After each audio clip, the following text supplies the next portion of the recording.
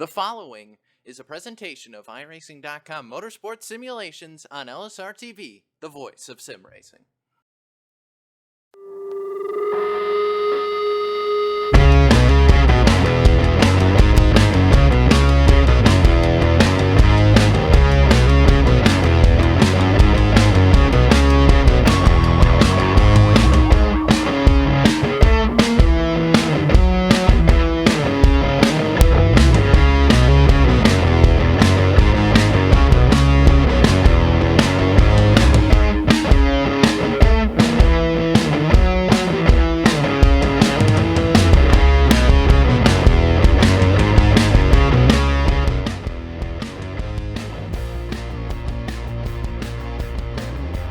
Live tonight from the Silver State, we say good evening sim racing fans and welcome to LSRTV's continuing coverage of the Championship Esports Association Cars eSport Tour on iRacing Live as we head into the second week of this 2017 campaign.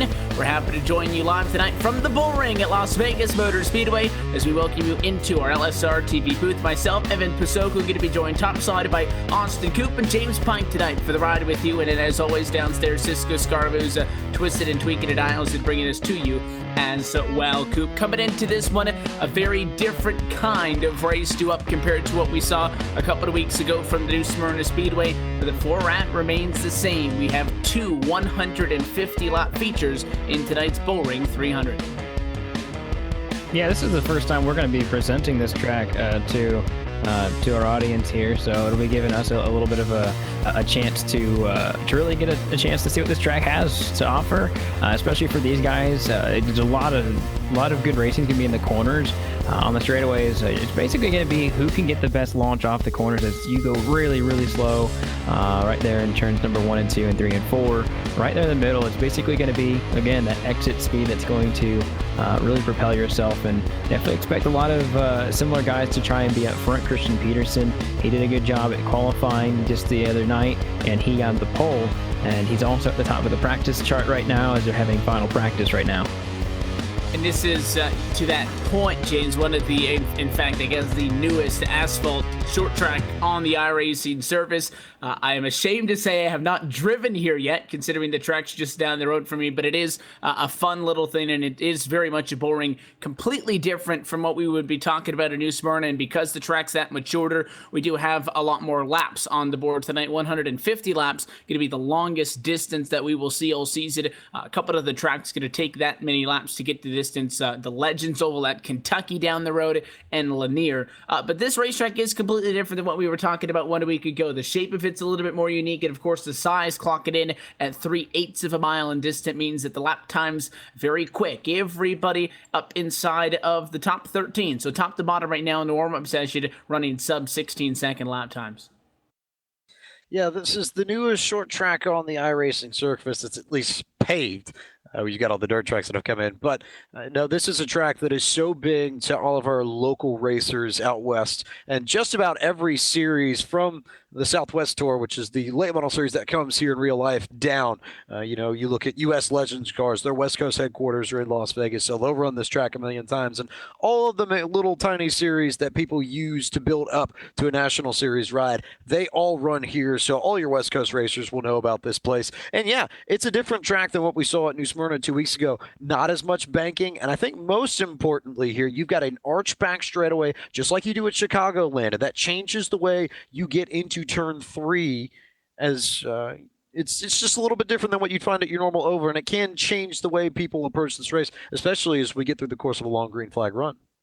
And as we take a look from high above at these guys getting warmed up, a lot of people trying to get the handle on these cars figured out. But as we noted, tonight marks the second week of action with this 2017 Cars eSport Tour of just about 2 weeks in between every single time that we'll be with you here on LSRTV and iRacing Live. We'll be back at it in 2 weeks' time from tonight from Thompson. But 2 weeks ago, we got things kicked off from the New Smyrna Speedway. And in our late model stock tour, it was Jeremy Adams taking home the win, which means that he will exit out of that one as the championship leader, tied though with Matt Kocher, who's going to be in the number 2 position in the points. Jody Green, Adam Ringo, Brad Carpenter, your top 5 from that first event. Yeah, we're going to see a lot of these drivers try and cut down Christian Peterson, who was really strong in the super late models and came up short. But this is his first appearance in the late model series, or the division of these two. So really going to have to watch that guy and see how it's going to play out for him. He's really strong at these shorter tracks, really strong lately. But at the same time, just really watch out for him, Matt Cucker. He's going to be starting in that second position, I do believe, and or the third position actually, and really strong by those two guys. The late super late model, two drivers. I'd say those are the guys to watch this time.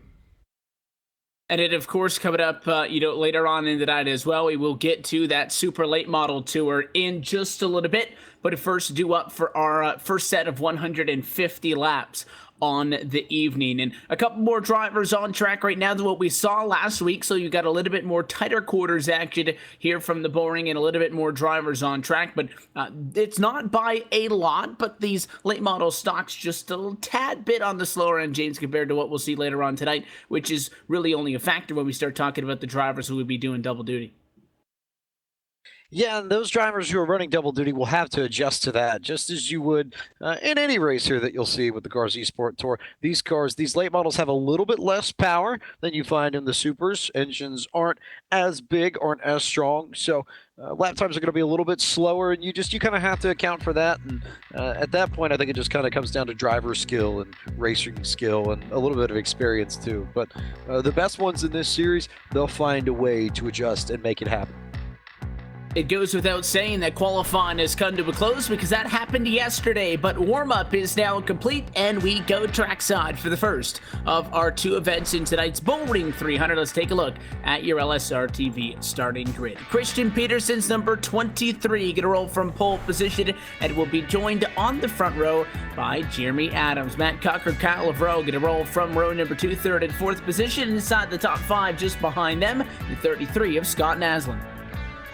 That NOS 96 machine of Tanner Cook's going to start in the 6th position. Kyle Young is going to start 7th. Adam Rigo, he's going to start in that 8th position. Arby Bundan will start 9th, and Jody Green, he'll round out the top 10. Final 3 starters on the evening are Brad Carpenter, DJ Beverly, and Adam Poff. Those 3 drivers did not take a time tonight. All wrapped up qualifying yesterday. So that's your 13-car starting field, Mr. Prosoko.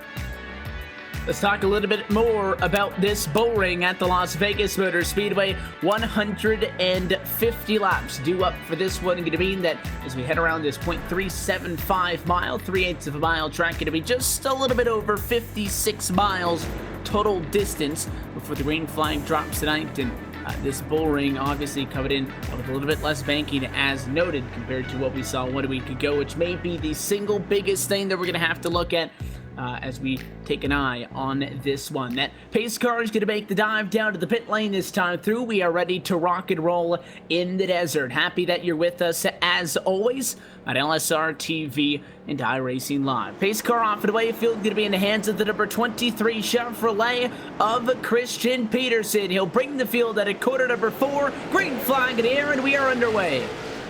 Yeah, look at those two guys up front battling for positions. A little bit of a spot there for Jeremy Adams to get through, but looks like the number 69 of Matt Cucker, he's going to take advantage of that, advantage of being on the bottom and immediately get down to 2nd place. Looks like the 7 of Kyle Leveralt, who did really well in qualifying compared to last week. He's still in that top 5, fighting on the outside. It looks like he's almost going to get tagged right there by Scott Naslund, who is going to still be side by side with him for 4th place. 33 working on the inside of the racetrack. Leveralt on the outside. Inside is the place to be here, and going to be clear that time at a quarter number 4. That 33 is Scott Naslund, so he'll go +1. Leveralt going to fall -1. That's the first change for position inside of the top 5. Behind them, 2 drivers swapped out spots. Kyle Young picked up 1. Tanner Cook dropped 1. They run 6-7 respectively. Yeah, I look at Naslund and Leveralt in particular. They didn't necessarily have the strongest of races down in New Smyrna 2 weeks ago. Leveralt wrecked early on in the race. Naslund got caught up a little bit midway through the race. Looks like they've got a little bit better starting position this time around, though, so I'll be curious to see what they do with that higher position to begin with. You think the speed, if they bring it from what they had last weekend, they'll be in good shape, and they might be able to make a run here and get to Adams, Coker, Peterson, and the like. 96 to Cook, next driver to try to go up the inside of the racetrack. That 7 overall stuck topside once again, trying to avoid falling another position. The 96 had him at the line, and he will clear him that time but 2 to make things official. So Cook going to go back +1. That puts him back where he started. Overall's really struggling early here, already down 3 spots, and as he continues to get stuck up on the outside of the racetrack, Robbie Bundon going to go inside. Easy pass at 1 and 2. Now the 7 has lost 4 spots. Yeah, it just seems that Kyle Leveralt's trying too hard in these corners. Even on the outside, it seems like his car is still drifting up the track. Perhaps he's overdriving, or perhaps his setup and qualifying is just not working after the first couple of laps. He did over-rotate the corner and get on the apron, and maybe since then he's been trying a little bit too hard on the outside. And it's going to be a lot of cars passing him, a humongous freight train of cars. He's got the 13, Jodin Green, that just got by him, and then he's got Adam Rigo behind him as well. And he's actually going to be able to slide in between these guys, keep that top 10 position, but really he's not even going down to the very bottom of the track. Does not seem that car's going to be able to really handle the bottom, at least right now. Still a really long race, still has over 140 laps to go, but the 7 car cannot rotate the bottom right now. And he finally found a spot in line, which is the good news, that even though it's way back in 10th position, he's not out of the clear. Made a look to the inside that time on the 87. Robbie Bundon in front of him checked it up. They almost made contact, if not got together just a little bit. And 7 going to maintain P10 at the moment. Fight going on behind Rigo and Beverly taking a look at each other. So far, nothing comes from that. Meanwhile, up front, not missing a whole lot. It is still Christian Peterson in control. However, we do have that number 60 Don and Matt Coker coming up through the field, and he is now into the number 2 position. Your winner from 1 week, or 2 weeks ago, but 1 race ago, in the super lates, trying to get something done at late model stocks to get tonight kicked off. He is up 1, and he is all over the back of that number 23, challenging for the top spot. Yeah, we saw how Peterson was able to get away, especially in the super late model race 2 weeks ago at New Smyrna. Not happening this time. Coker's been able to stay with that 23 car throughout the entirety of this race so far. Adams has stuck with him too, and Scott Naslin has come up through the field a little bit. I've noticed he's starting to gain on Jeremy Adams, so that could be a fun little quartet here in maybe 5 to 10 laps if they keep going at this rate. What you're seeing with some of the guys back of the pack is that they're getting a lot lower on track than maybe the guys up front, especially in the side-by-side battles, trying to maximize that every little bit of space that you can get. There really is no inside fence right up on the bottom of the racetrack, and some guys trying to dip those left side tires down just a little bit over that white line to try to help the car rotate, although these cars being tight is not really a problem that we've seen so far to this point. But there are those almost rumble strips down on the inside of the racetrack on the flat there to discourage you from going all the way down, and haven't seen anybody really trying to cheat that too much. As about now 17 laps into the race this time around, we're finally starting to see these guys get some space, and just as it was 2 weeks ago, looking to get a good green flag stretch at the start of the event. Yeah, and those first 2 drivers, Peterson and Coker, they have a really good lead on everybody. And then you have Jeremy Adams, who's sitting quietly in 3rd. Then in 4th place, you have Scott Naslin, who started in 5th and got a position. He's got some right front damage on that machine, so it'd be kind of interesting to see if that's going to affect him. It's pretty heavy damage. I'll have to go back and see exactly what happened with the Come and Go Chevrolet, but something definitely happened, and it's not really affecting him too much. He's still losing time in the leaders, but to be 4th place after starting 5th and getting that 1 position could really help him out. Yeah, obviously you don't want to take on damage on these cars, but I think it's a point that we were able to touch on a little bit 2 weeks ago, James, was that you can get some cheap metal damage here and there, and it's really not going to hurt you all that much. The short tracks are not the most aerodynamically sensitive places on the sim. Yeah, I think that's the big key here, especially with all late model and super late model racing, that the only real damage you have to worry about is honestly more suspension damage than anything else. Body damage doesn't really hurt these cars all that much, but if you end up clipping the wall and ruining your right front tire or right rear, you bend the toe out, make your car impossible to drive in the corners, that's really what's going to hurt you the most outside of a wreck that destroys your car and takes you out of the race altogether. Got to fight deeper in the pack. It is the battle for the final spot inside of the top 10. The 17 of Adam Rigo, the 7 of Kyle Everalt doing battle. 17 on the inside. to be able to get that position. Rigo had been taking a look for a handful of laps on Leveralt, wasn't able to get the position in. He got it. The 7, though, looks to cross him over. Back to the inside. That time in 1 and 2. Now down the back straightaway. They will swap out lane. 17 topside, 7 on the bottom. Leveralt at 11th. Was the lowest he has been all night. The nose that time, slight advantage for P10. I love that these guys are racing like they are. The fact that they are really far back in the pack, or at least of the other drivers, they're 8 seconds back, and you can see that the 7 gets a really good run in there on the 17. But for some reason, it's really funny that these guys have been in the league for so long. They're veteran drivers. They've been here for a really long time, especially Adam Rigo. He's been with this group since day 1, 2 years ago, and these two battling out, it's just it's really cool to see these guys race it out, even though they're not up there towards the front, and they're just not over between these two guys, the 7 and the 17.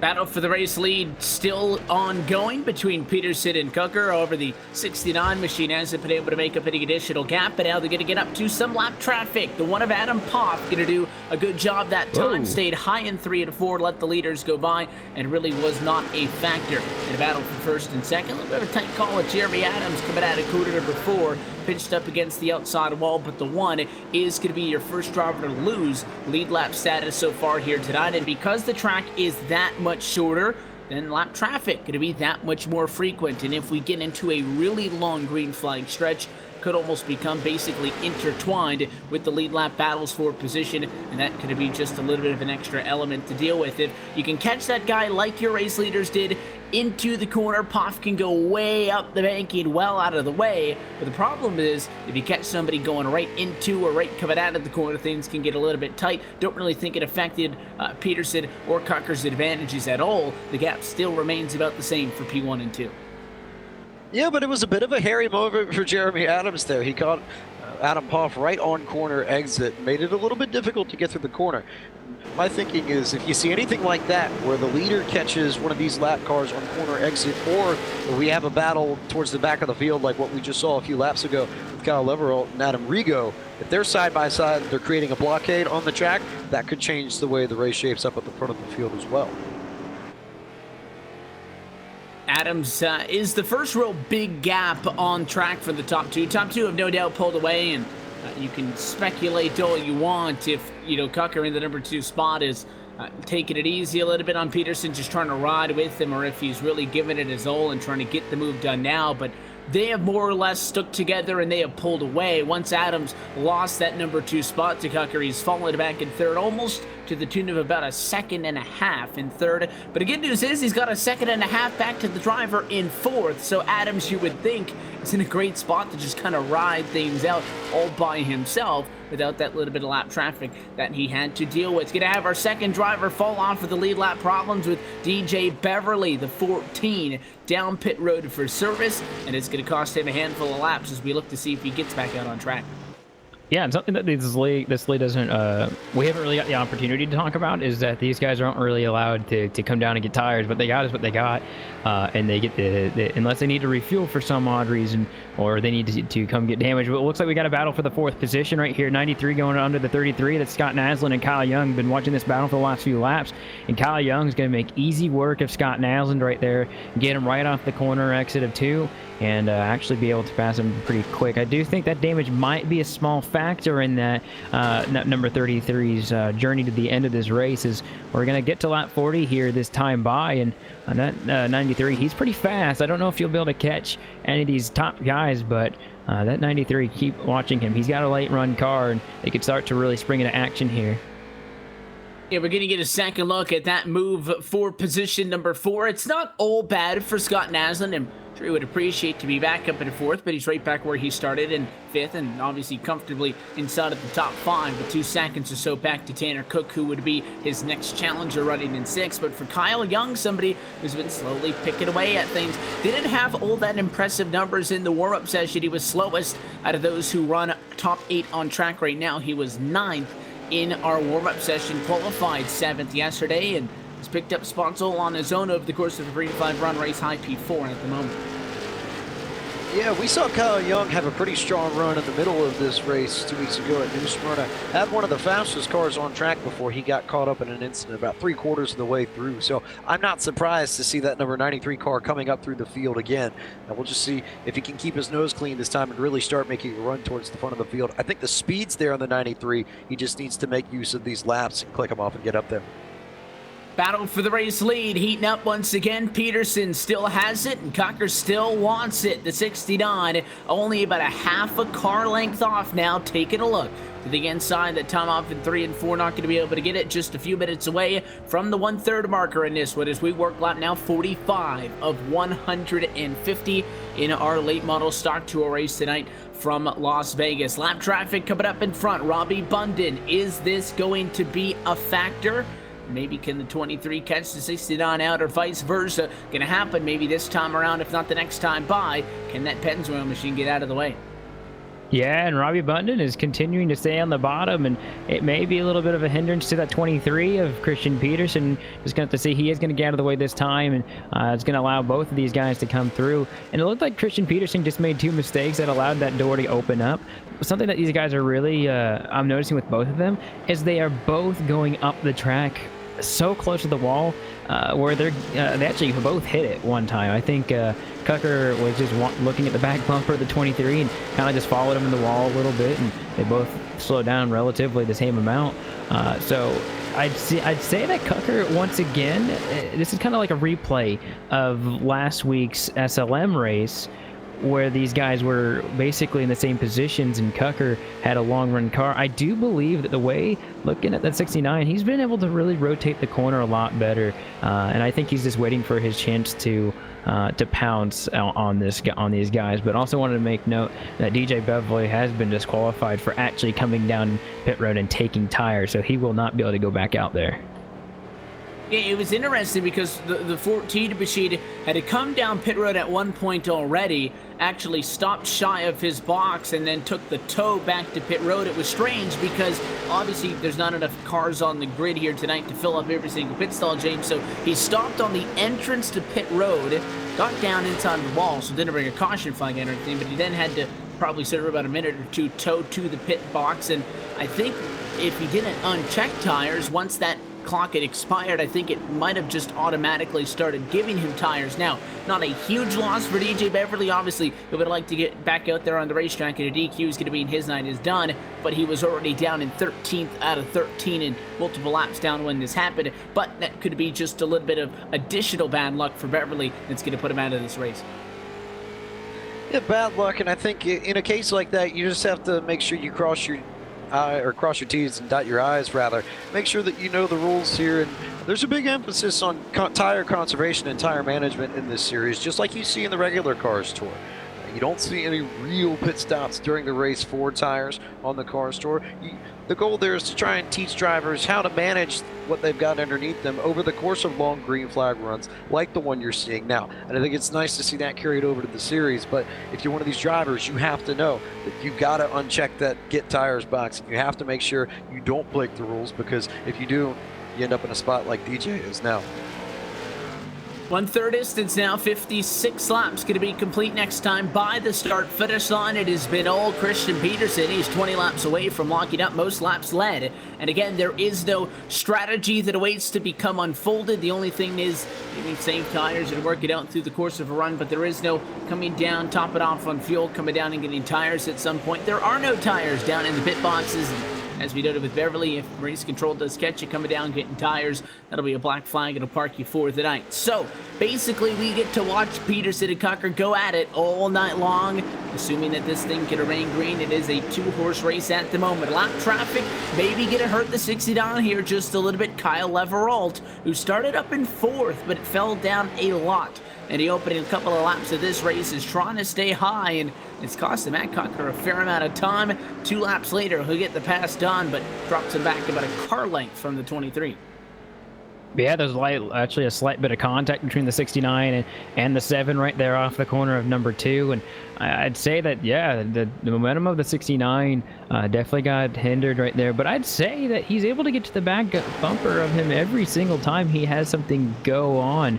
And just the vigilance that 69 has on catching him every time, I think is just going to be a product of him being able to be in a really good position to win this, or at least try and give it a shot at least. I mean, it's definitely those two guys' race to lose at this point. There is a battle for 7th that's going to start heating up in a few laps with Jody Green starting to catch Carpenter, or Carpenter catching Cook. Those three are kind of bunched up together. But other than that, it's really these two guys are the closest guys on track, and it's going to be really hard to beat these two guys whenever it comes down to the long run, it seems. But they're not really pulling away from each other, Evan. It's just it's really cool to see that these guys have such kind of matched each other up a little bit.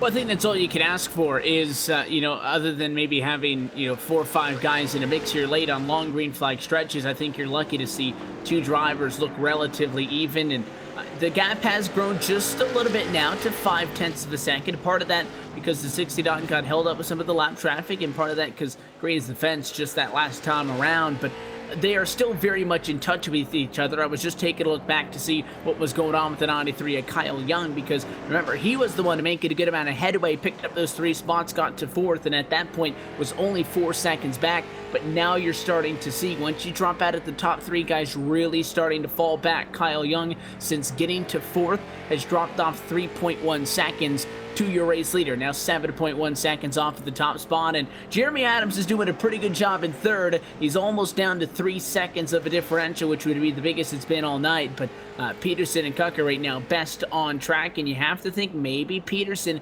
starting to stretch this thing out now as we really work on to a long green flag run. He's been picking up almost every single time around for the last 10 or so laps. I'm very curious to see how Peterson handles his car over the course of this run. You remember at New Smyrna, especially in the super late model race, he told us that his car just got really, really loose over the course of green flag laps, and eventually he lost it on the exit of turn 4, clipped the wall, and it ended his run at victory. So I wonder if he might have started this car a little bit tighter than he did a few weeks ago, just to make sure that that doesn't happen as we get more laps on these tires. And I wonder if that might change his driving style up a little bit too. He might change corner entry and exit to make sure that he doesn't end up with that sort of problem, because he had the fastest car on track for the majority of the night. It was just that one mistake that cost him the race. So I think for him this week, it's all about just not beating himself.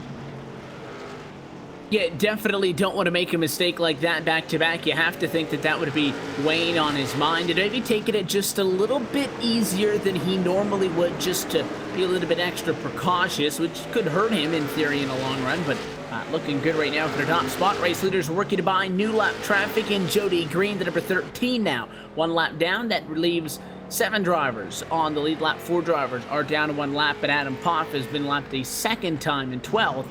So 8th position through 12 drivers who have been lapped by our race leaders. And again, Beverly 13th came down pit road under his own power and was given that penalty for attempting to take tires onto that car. But Peterson and Kucker now 0.7 of a second. It'll stay there for a couple of laps. It might close back into 6 or 0.5 of a second. It might grow a little bit more here and there, but it looks like Peterson more comfortable with the car at the moment. He's a couple of feet up off of that bottom, but you can see Kucker going much lower, trying to use that apron to help rotate the car as those tires start to wear off and off as the run goes on, and that would tell me that the 69 searching a little bit more than the 23. Yeah, if anything, I think he's trying to do what he thinks maybe is most comfortable with it, but he's also maybe just riding out, hoping that that 23 eventually hits a wall. Because it seemed that those two were in the same league at one point, but even now, 76 laps in, just got over the halfway point. It's almost at a point to make that the 23 is almost kind of stretching his legs out, even though he just lost some time that time. Not to mention that the 69 also had to go around light traffic. Oh, he gets in the wall on the outside, actually, right there. Just gets the right rear in the wall just a tiny bit. Hurts his entrance in the corner. It's going to be odd to see what he does in comparison. But yeah, he's actually 1 second back now. That hit on the wall really hurt him pretty bad there. So consistency, I think, for that 69's got to be more important than anything. Just like you guys were mentioning, that way he can finish the race, get a good point, stay out of it, because it's still going to be above Peterson when this one's all over in points. Couple of laps ago, just now crossed over the halfway point in our late model stock tour feature so far tonight. So let's take this opportunity to take a look at our iRacing midway race break, brought to you by iRacing, the leading online racing simulation developed from the beginning as a centralized racing and competition service.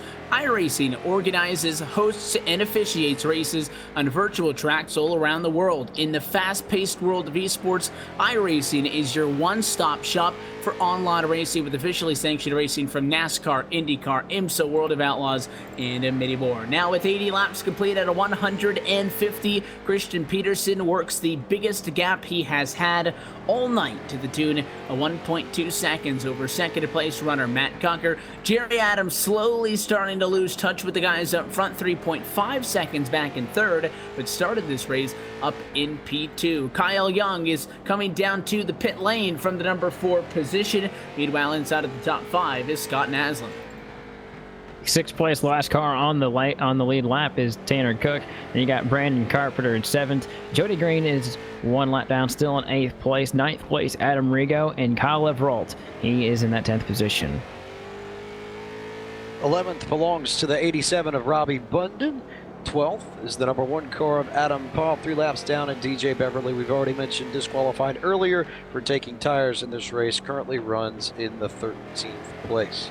That's your full field, and that has been a look at your iRacing Midway Race Break. For more information on the wide variety of sim racing possibilities online, visit iRacing.com to sign up today. For a limited time, you can now visit iRacing.com/World of Outlaws and take advantage of some exclusive promo codes and get yourself on iRacing with a 1-year membership for half off. Or simply give it a try with a 3-month membership for less than $5. Again, that's iRacing.com/World of Outlaws. The big change through all of that is Kyle Young dropped off to the pit lane, just as we were talking about him running inside of the top 5. The number 93 machine came down to the pit lane, now runs in 11th position and 2 laps down. He has been the only driver to come down pit road. Didn't spend a lot of time in the box to kind of warrant that there would be some sort of an issue on that car. The only thing that I could think of that followed by the rule book is that he was coming down to get fuel, but based on everybody being able to make the distance as of 1 week ago, I don't see why that would be an issue, but we'll try to see what's going on with Kyle Young, who's now way down in 11th.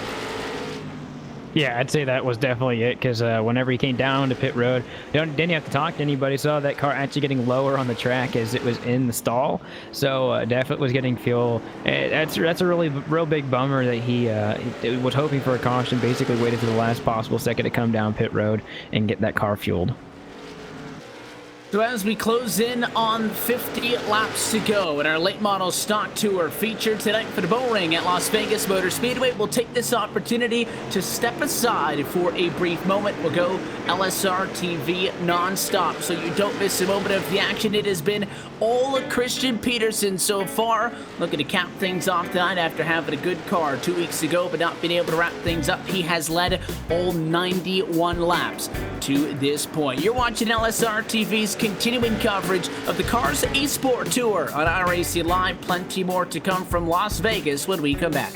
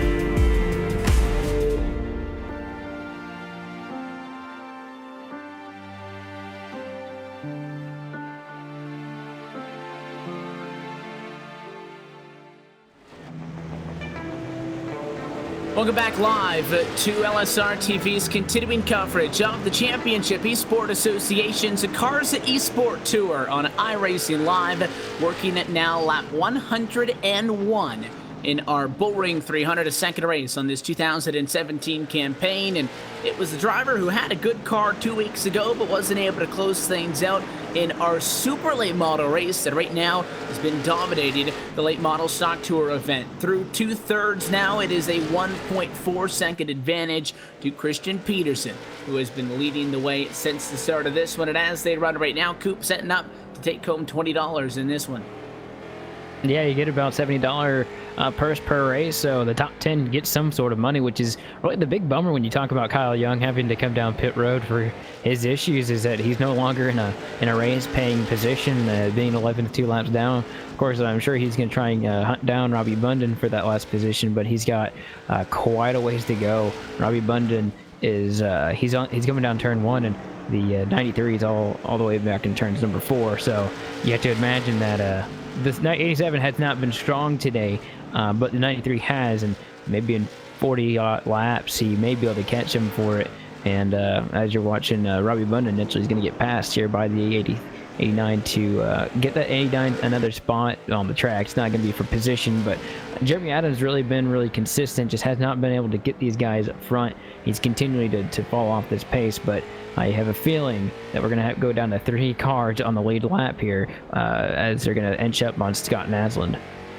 And something that we were talking about when we stepped aside there is that doesn't necessarily mean that Peterson is in the clear, James, because sure, we've only got 4 drivers in the lead lap right now. In a minute, he's going to be able to get to that 33, and I think that the 3 drivers who will remain on the lead lap from that point, Peterson, Kucker, and then Adams, are not going to fall any further than that because they're still within 5 seconds of each other up front. But there are a lot of drivers now at the moment, 5, 1 lap down, 2 drivers, 2 laps down, and a couple of guys, further on back from there. So the track is not really clearing up that much. There's a fair amount of lap traffic still to deal with, and as we made sure that the lovely and talented Zisco Scarbuza with so many guys that are on the side-by-side, is that Peterson had a couple of tight calls with those guys, so it's still definitely a factor.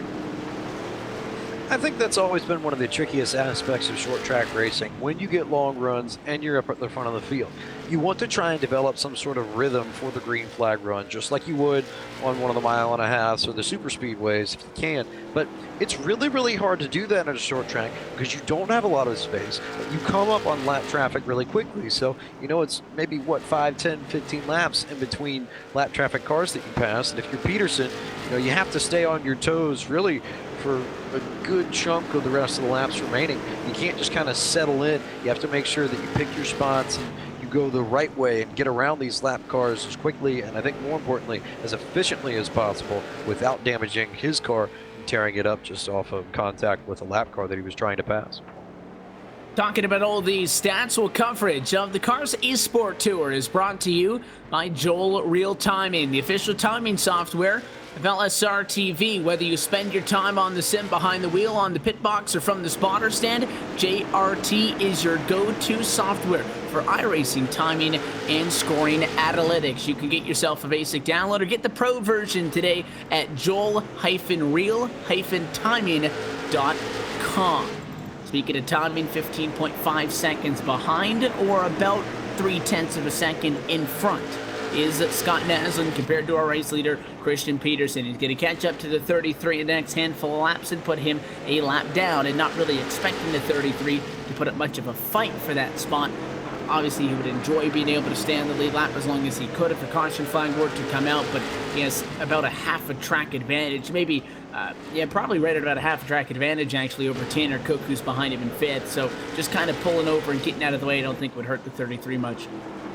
Yeah, at this point in the race, you got to think to yourself, there's almost there's a little bit over 30 laps left, and there's no one in front of you to catch. You're going to see him yield over at you right now. There's not really any reason to, and honestly, Christian Peterson doesn't need to pass him, but at the same time, Kucker could use that to his advantage. He is now 3 seconds back, so Kucker's his setup is now definitely started to fall off Peterson's quite a substantial amount, and perhaps this is exactly what Peterson was looking for in his setup, was really looking for a race to go green all the way. And if, last week at the SLM race, it didn't work like that. And maybe if it did, he would have had the chance because now those tires, they don't get a chance to breathe. And at this, 30 laps to go, I don't want to jinx it here, but it's been green all the way. I'm sure with these guys as spread out as they are, unless someone makes a big mistake, that will change, and Christian Peterson will really be able to keep sailing away. It still has a lot of lap cars to keep checking off the list here as he keeps going to make multiple laps down, but at this stage, it's not really a big deal for him, as we do have a battle for 6th place actually in front of him. Jody Green and Carpenter actually going out for 6th place. Yeah, it's a good battle for position, and it is obviously 1 lap down at the moment, but these 2 drivers going to be duking it out for that spot. 31 on the outside of the racetrack. Diving down low is the 13 of Jody Green. Wasn't really able to make it stick. One thing that you notice now is you take a look at these guys from some of the wider shots compared to earlier on in this race, and just how much rubber has been put down and into the outside wall goes Carpenter. We talked earlier about self-inflicted errors. That one going to cost him P6. Don't beat yourself. Don't beat yourself. How many times can we say it? We just saw Brad Carpenter do exactly that. Got up high, got a little tight on the exit of turn 2, and just clipped the outside retaining wall on the back straight and made Jody Green's job much, much easier. So now you can move that 13 car up to the 6th position. +1, and again, not really going to be within striking distance of getting up to Tanner Cook. Tanner Cook is well out in front of Green, and as noted, Naslund is well out in front of Cook, so things really separated the further back in the back you get. But don't think that Carpenter's in the clear, because if, like we saw earlier with Matt Cucker, getting into the fence is going to slow you down maybe just that little bit as the night goes on and maybe take something out of your race car. The 31 not safe. Just behind him is Adam Rigo. Battle for P7 due up as the 17 is charging up to the 31. Yeah, as you're noticing these cars get through the corners, they have definitely put a lot of rubber on this very bottom line, and seeing the 13 of Jody Green use that was really surprising. He was able to get away with it because he made the bottom stick, I think, better than he had all night, and the 31 went up to that second line hoping he could defend his position by going the longer route, but the route that had the most speed. And I don't even think at that point, I think that the setup on that 31 is just really falling off. 126 straight laps under Green. It's just a lot of wear on these tires. It's incredible that none of these guys have had issues until now. The 31's actually going to blow his motor right there. So big issues for him. Dang, that's a huge problem for that 31. That's going to be the end of his night more than likely. Something that ties in with the topic of damage is that I always get wary when somebody gets front-end damage, not because it's going to be really slowing down the car, but because front-end damage on these machines can see those engine temps go way up and you can lose an engine. And Carpenter really didn't get that damage in the conventional sense of bumping into somebody, but you have to wonder, this coming very shortly after he got into the fence, and after that move cost him a couple of spots on track and significantly slowed down that car, and those 2 incidents now are related. This is all, it goes back to what we said earlier. You can knock around the actual sheet metal on these cars, but the damage that you can create underneath that sheet metal once you get into the wall usually ends up being much more significant than what you find on that outside. So I have to believe that when he got into the wall, Carpenter might have knocked something loose in the suspension, maybe blocked off something with the motor. I couldn't quite tell, only the sim would be able to tell us. But definitely, I would have to imagine that the blown motor and the contact he made on the backstretch are absolutely related. And it's always difficult to tell what kind of damage is done to that race car underneath the body, because you'll see times, especially on short tracks, where you got guys pounding on each other and front ends of these machines are torn up. Some guys go around with no hood left on these cars and they run more or less okay for how the car looks. And then in that scenario, we could see that Carpenter was slowing, but there wasn't a whole lot of damage on the right side of that car that would lead us to believe that, he's got to get down or something's going to go on that machine, and it goes out. So the damage underneath the body is always extremely difficult to diagnose just based on what kind of external damage that you see, and it's going to cost Brandon Carpenter what was a relatively good night, up in the money. Again, the top 10 going to be paid out here tonight. He is now in 11th spot. Yeah, something to also think about is the tape on these machines too. You can put any kind of tape you want, and if it's above 50%, that could also have hurt it as well. Not that that was the initial issue. I think James did it perfectly. That definitely was involved with that issue. But battle for 6th place is coming up. Looks like that 13 of Jody Green's getting some heavy pressure from the number 17 of Adam Rigo, and these guys are 2 laps down and still making it fight. Look at the 13 get really loose. Oh my gosh, that was a humongous slide from the middle of the corner all the way to the exit. You know, these things don't have a lot of horsepower in them compared to the most of the cars that we see here. In fact, I think it's the least amount of horsepower that we see on LSRTV, but these cars can still power off the corners pretty well, and to see him stay in the gas off of turns number 4 was absolutely critical to him keeping his position, and seeing that 17 give him the space. Definitely know that those 2 drivers race a lot, that the 17 was being very courteous, even though it's getting into the thick of it with about 10 laps to go here soon. Meanwhile, with that 69 machine of Cuckers, it looks like maybe somebody else had some problems down in 1 and 2. Thought there was maybe some more smoke, but it appears that everybody's going to be okay for the time being. Talking about that 69 of Matt Cucker, came home in the 2nd position earlier on in this season. Back at week number 1, got a 2nd place result in these late model stocks and have been on to win the super late model race, which is still coming up later on tonight. You have to feel for the 69. Not that pity for him that he's getting 2nd place results. That's a points paying position, and obviously that's in the race payouts as well, but I'm sure that he is thirsty to get that little bit more, and in fact he's really started to fall off with Peterson at a faster rate than Jeremy Adams has. I don't think that Adams has really been catching Matt Cucker. I think it's just Cucker's falling back from Peterson quicker than Jeremy Adams has had, and these guys are now just about within a second of each other, guys. Keep an eye on the 69 and the 89. They're not that far apart anymore.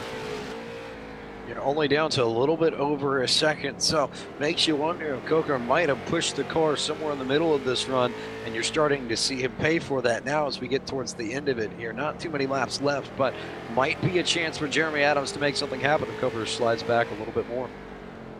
I think the one bad news, if anything, for Adams is he might just run out of time in this thing. He's catching up to Cucker. This is going to be tight, but the next time around, going to be 5 laps to go from the Bullring at Las Vegas Motor Speedway in our late model stock championship event on the evening. Those guys 2nd and 3rd separated by 8/10 the last time by. This time with 5 laps left to go, Cucker 6.8 seconds off of the top spot, Adam 8 seconds off. So looks like the 69 made up a little bit more time, and I think should be able to outlast that challenge and hang on to 2nd. But he does have those guys battling for position right in front of him, whether Rigo has actually yielded the position, even though he's actually battling for a position right in front of him. He has yielded it before, but it is within 5 laps to go, so I don't know if he'll be able to, if that driver spirit will let him by. So that might give Adams a slight chance. It's going to get into the last few laps before it's over, and it's about, just a few laps left, and you're seeing the 69 of Matt Cutker. He's getting so close to the 17, but not to disrupt his race. Or maybe he doesn't know, and maybe he's just on autopilot trying to get under him. But something tells me that the 69 is going to let them battle it out here with 2 laps to go. Yeah, because the 13 to Green and 17 to Rigo are battling for position. That is a battle for 6. And the inside going to be opened up as Rigo looks low. We're going to go side by side. They're going to do so. Contact this battle going on. 2 laps down. Meanwhile, for Christian Peterson, start to finish untouchable. Checkered flag at a late model stock win to Christian Peterson from the Bullring. Led start to finish 150 laps. Dominating performance. Really solid run for that 23 car, and I think he definitely learned from last week. I think he just kind of laid off a little bit more, didn't try and run it as hard over the course of the green flag run in the race tonight. Saved a little bit more of his car and kept it all in one piece, kept it off the wall, and gets the checkered flag tonight as a result.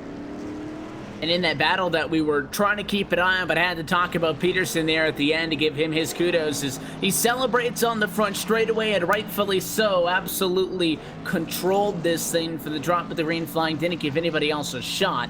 Ends up 7.9 seconds to the good. We did see that change for position. Adam Rigo did beat out Jody Green for 6th and 7th in a second to last lap pass, and Matt Cucker was able to hang on to staying in front of Jeremy Adams in that battle for 2nd as well. I'm not really surprised by that 23 doing so well, but I'll say that he had to really fend off Cucker for as long as he did. I'd say if Cucker got by Peterson, it could have gone either way. But if that battle had actually gone the other way, as you're seeing him in victory lane right now, 23 really did a good job of making sure that he stayed in front of him and kept his marks, because there was a couple times that whenever Cucker wasn't there, he did mess up a couple times, just very small mistakes that Cucker could have capitalized on. But whenever he got away, it was definitely that time to make him pay, and got 7, almost 8 seconds on him. Let's take this opportunity to take a look at your LSRTV full race results for our late model stock Bullring 300. Your race winner going to be Christian Peterson, fastest in the warm-up, qualified on pole yesterday and led all 150 laps caution-free to take home the win here tonight. Matt Cucker going to join him inside of the top 3, and Jeremy Adams comes home third. We will talk trackside with them in just a moment. Those are the only drivers who end up on the lead lap when she's all said and done. Only one driver who was able to stay within 1 lap of those top 3. It was Scott Naslin, who comes home 1 lap down in 4th, and Tanner Cook quietly sneaks inside of the top 5 as the first driver 2 laps down. Adam Rigo gets that position we were talking about. He got 6th place over Jody Green. He got 7th. Kyle Everall, who hung on to an 8th place finish after starting 4th. Kyle Young got all the way back past Robbie Bunden and got that 9th position that we were talking about. Robbie Bunden does get in the top 10, though, for that last paying position. Brad Carpenter clipped the ball midway through this race and ended up blowing his motor as a result, and was running in the middle of the top 10, but ends up finishing 11th tonight. Adam Poff struggled to get a handle on this track and struggled with setup issues all night. He pulled off early, ended up 56 laps down in 12th, and then DJ Beverly disqualified early on in this race for taking tires on pit road. It was the 13th and last car in this field this evening. All that being said, let's head trackside and talk with your race winner tonight, Christian Peterson. Christian, congratulations on that one. You started up front, and the objective obviously was to not even give anybody else a shot. Nobody got to look to the inside on you. Nobody got to look to the outside on you. And to the tune of 8 seconds, and with 150 laps led, looked like a pretty smooth sailing victory for you guys tonight. Yeah, for sure. I gotta go take a shower after this, man. I'm sweating my rear end off. Cooker, I can't put a word to it, but he was putting a lot of pressure on me at the beginning there, and I was really just trying to save my tires. I think we all were, because I'm pretty sure we were all on like somewhat of the same setup, maybe just a few tweaks here and there, but he was putting so much pressure, and I didn't want to lose the lead, because I figured it was going to go green. I knew the super race last week went green like forever, and we got a few cautions at the end, but I mean, I don't know, unbelievable showing from the team here. I mean, Jeremy put it together a hell of a setup. I wouldn't be here without him. He told me to come and join this class after the race last week, and I'm glad I did. We know that you know how to get the job done in the super lates. Past champion, and of course our winner. You got that second place result 2 weeks ago as well. But I know that you guys like to get wins, and to get the job done tonight in the late model stocks obviously has to feel good. This race going green flag uninterrupted, do you feel like that's something that plays into your style a little bit more? You talking about trying to save the tires? You feel like because you did that, you were able to really start to stretch things out at the end? Maybe when somebody like that 69 was pushing it a little bit earlier, trying to keep up with you, kind of lost it a bit? Yeah, I mean, I want to say the first race of last season, it went pretty much not green the whole way, but I was up front, and we would get a lot of green flag runs, just a caution to break them up.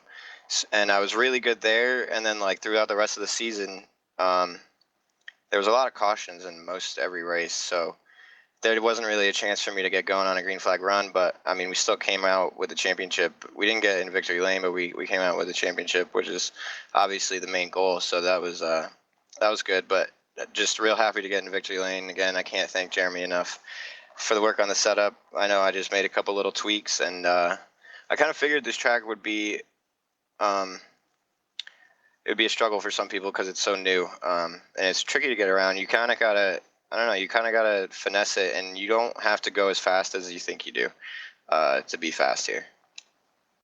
Well, you guys were fast nonetheless, led every single lap tonight, and we will let you take off. Before we let you do, though, Christian, the sponsors, the shout-outs, and all those good folks. Who makes it happen for you in that 23? Just everybody at Six Man, Cucker, Jeremy Adams, everybody over on that squad. Been working with them here now since I don't have Seth to work with. He's off doing good things on dirt, so just everybody, Six Man, those guys, and Kyle and you guys are putting on the show. That is your race winner tonight in your late model stocks, Christian Peterson. Christian, congratulations once again. That was impressive, and we got another race coming up, so we'll talk soon, hopefully. All right, thanks, Evan. So that's how you do it. Textbook. You start up front, you finish up front, you lead every single lap. Christian Peterson getting the job done tonight in our Bullring 300. But Matt Cucker, as noted by Peterson, was there for that opening third of the race, and he was all over the 23. Slipped late, was able to hang on to second, and is caught up trackside with Austin Coop. Yeah, I caught up with the number 69 of Matt Cucker, who finishes second. And at one point in this race, you were really far up there, really close to Christian Peterson. And we said that if you got by him, maybe there was a chance that there would be a shot at maybe getting this win, because maybe getting that cleaner would have helped out. What's your take on that, Cucker, and how'd your race go for you? Yeah, all night long the car was a little tight for me. It wasn't best feeling like it was last week when I was racing with Jeremy, but it was all right. And following Christian, I was sitting there just waiting for a chance, maybe for him to make a mistake. And then later on during the race, we were talking on TeamSpeak, and he said something, how many times you hit the wall? And I said, I haven't hit it yet. And then the next lap, I go and clobber the right front, and I think it hurt my car a little bit. And then he got a gap, and I was just never able to close it back in on him. I can't talk about those things, even when it's team radio, definitely. But yeah, we saw that if any, a little bit of damage really started to hurt these cars, which is something myself am not used to. And I'm going to guess that you guys aren't really 100% used to. These cars are typically pretty sturdy cars. Even at a track like this, we saw one car blow its motor off of damage off the corner. So definitely it seems like there's going to be some, at least at this track, the damage is really going to hurt you. Yeah, I wasn't surprised. Usually these cars are like tanks. You can bounce them off each other, bounce them off the wall, and they'll still go. Sometimes they even went faster. But I guess now with the new build, it slows them down a little bit, and that's what I felt tonight. Second place for you. Probably you'll see you in the next race. But before I let you go, anything, shout-outs? Anybody want to give a number two? Yeah, I got to thank Team Vincier, Jeremy Adams, and Globalcom, iAnalyze. I mean, here we are again, another week with them on the car, and can't thank them enough.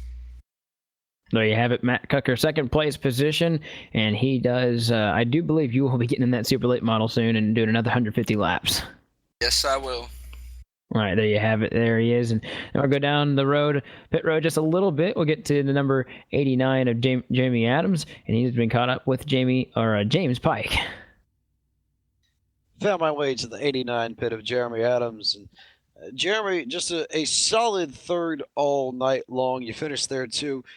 We've heard a little bit from Christian and Matt talking about how tricky it was to get a car set up for this place with it being so new. Did you have any sort of troubles like that coming into tonight? Not really so much with the setup. I was just kind of laying back, praying for a caution, but I don't know. We got lucky with the setup and got it pretty squared away. Got it pretty close, but not much effort. So, and we all I think we had all just a little bit different, but I was just kind of trying to save, and Christian, he had a good run. He just drove away from us. Towards the end of the race, we heard Matt Coker say that he got the wall a little bit and that it slowed him down, and especially in the last 20 to 25 laps, he started to back up towards you significantly in a way that he hadn't over the first, say, 125 laps of this race. Were you aware of that, and did that change the way you drove? Did you try and push any harder to get to him, knowing that he was getting larger and larger in your windshield? I pushed a little bit, but I was still kind of hoping for a caution. Those guys was racing real hard up in front of us, but I probably should have pushed a little harder and tried to got to him. I don't know if I could have done anything with him if I'd have got there, but yeah, they both done really well. There are a lot of people that make it happen for you. So here's your chance for sponsors, for shout-outs, for people that you'd like to thank. Who makes it happen for the number 89 team? Team Vincier, iAnalyze, GlobalCom, Kamikaze Webworks, and Cucker and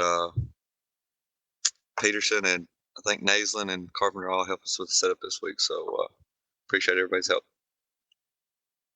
Thanks for the time, Jeremy, and we'll see you here in about, 10, 15 minutes for the start of the Super Race. Yep, appreciate it.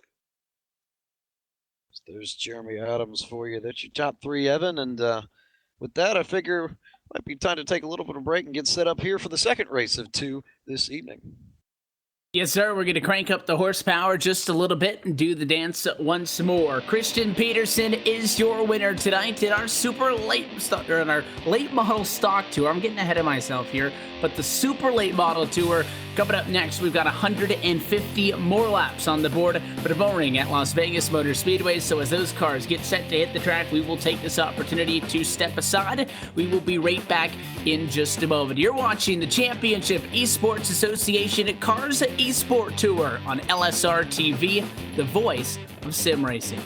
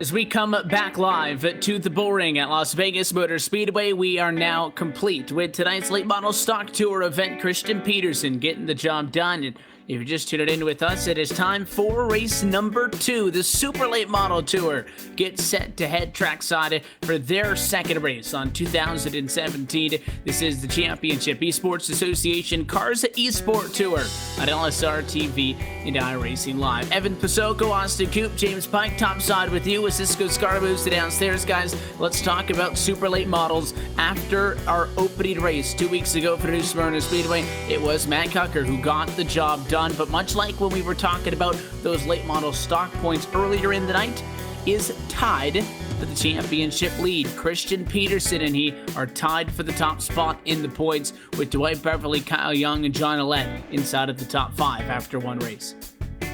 And Cucker has that most important category of being able to break that. I know it's early in the season to be talking about tiebreakers, but it could come down to at the end. Cucker does get that win on the season. So if the season were to end after one race, which would be a little bit ridiculous, but he would have that win, and he does land in second place in the all-time wins list with second with himself, Dylan Rowe, and then of course Josh Berry. He ran a lot of the races last season.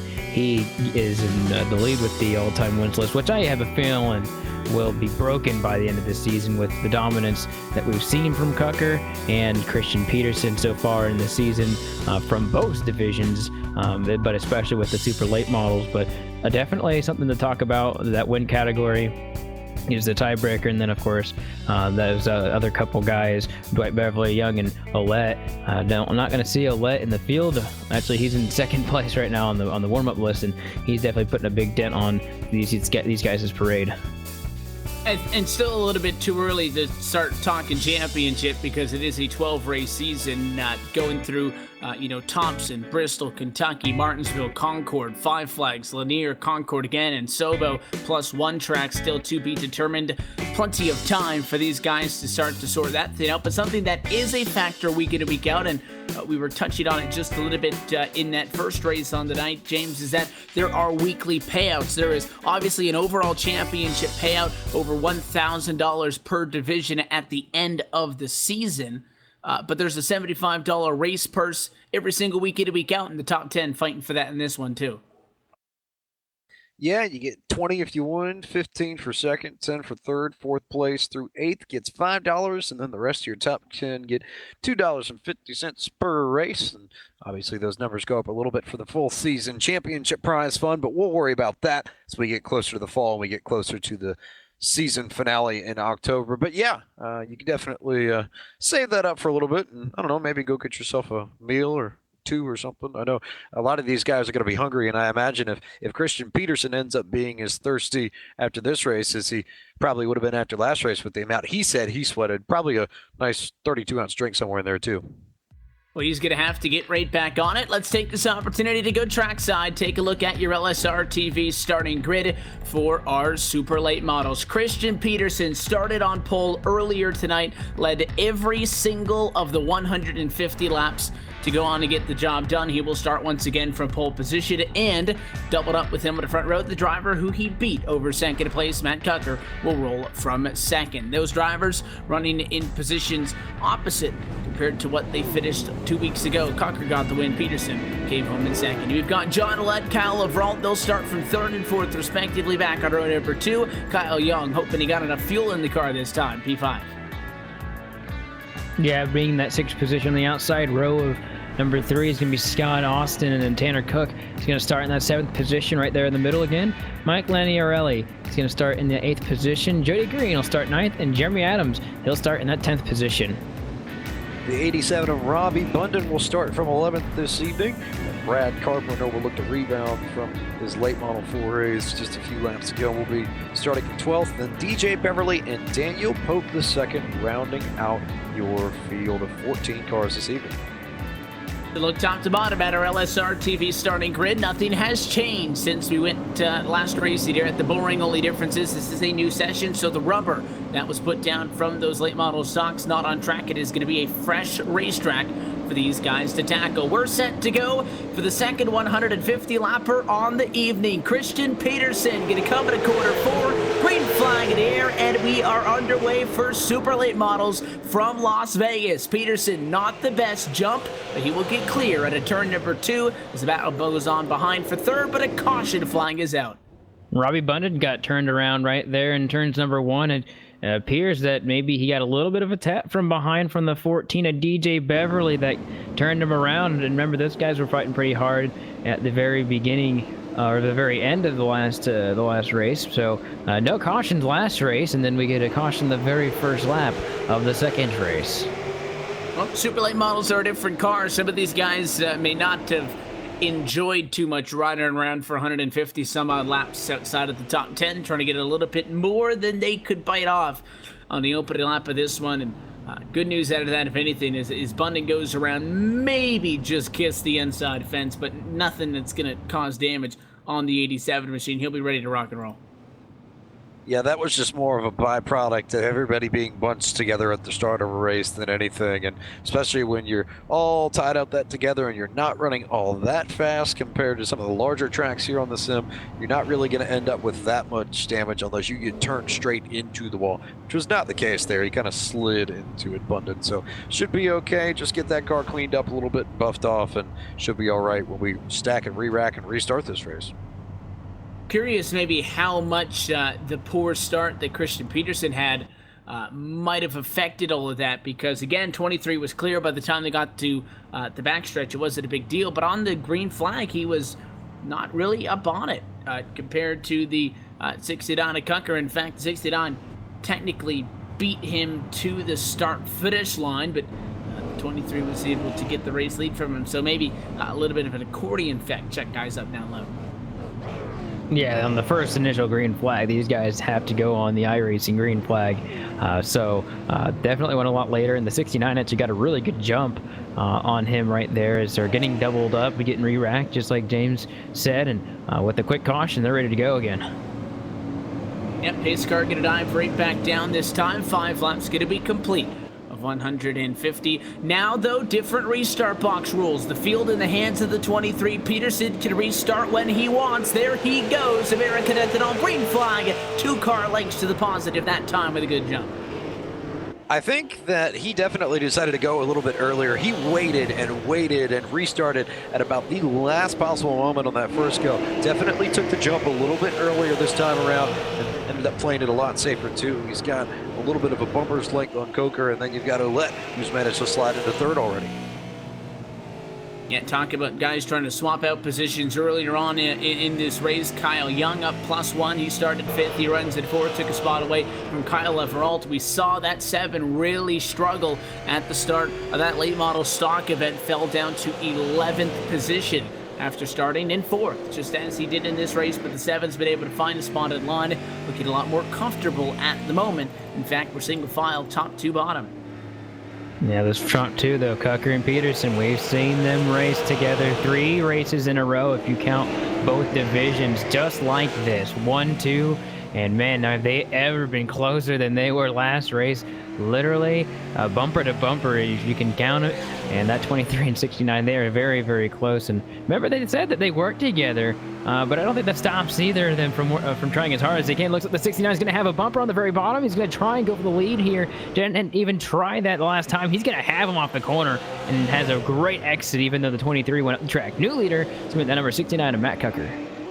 Going 160 laps uncontested, but we have a new race leader in Las Vegas. It is Matt Kucker getting the race lead at lap number 11. And now maybe he's going to be able to put it to Peterson again, to that point that Coop was just making there, James, in this super late model race 2 weeks ago. They ran, well, how they run now. It was Peterson playing catch-up, but I'm sure that he very much enjoyed giving it back to Kucker in that late model stock race earlier on in the evening. But, I mean, that 69 machine's got a handle on these super lates, got right up to him, and now it looks like a reverse of what we saw last time with the 69 controlling the pace. Well, you have to remember that Peterson was out in front for the majority of that race until he clipped the wall and just made a little mental error on corner exit very late in the going, and that was what gave Coker the ability to get around the 23 cars. So Coker leading this early in a super late model race is something we haven't seen so far in the season, and we also haven't seen Christian Peterson out of the lead this early in a super late model race. So new mental ground for both. I'll be curious to see how both of those drivers work it here in front of the field.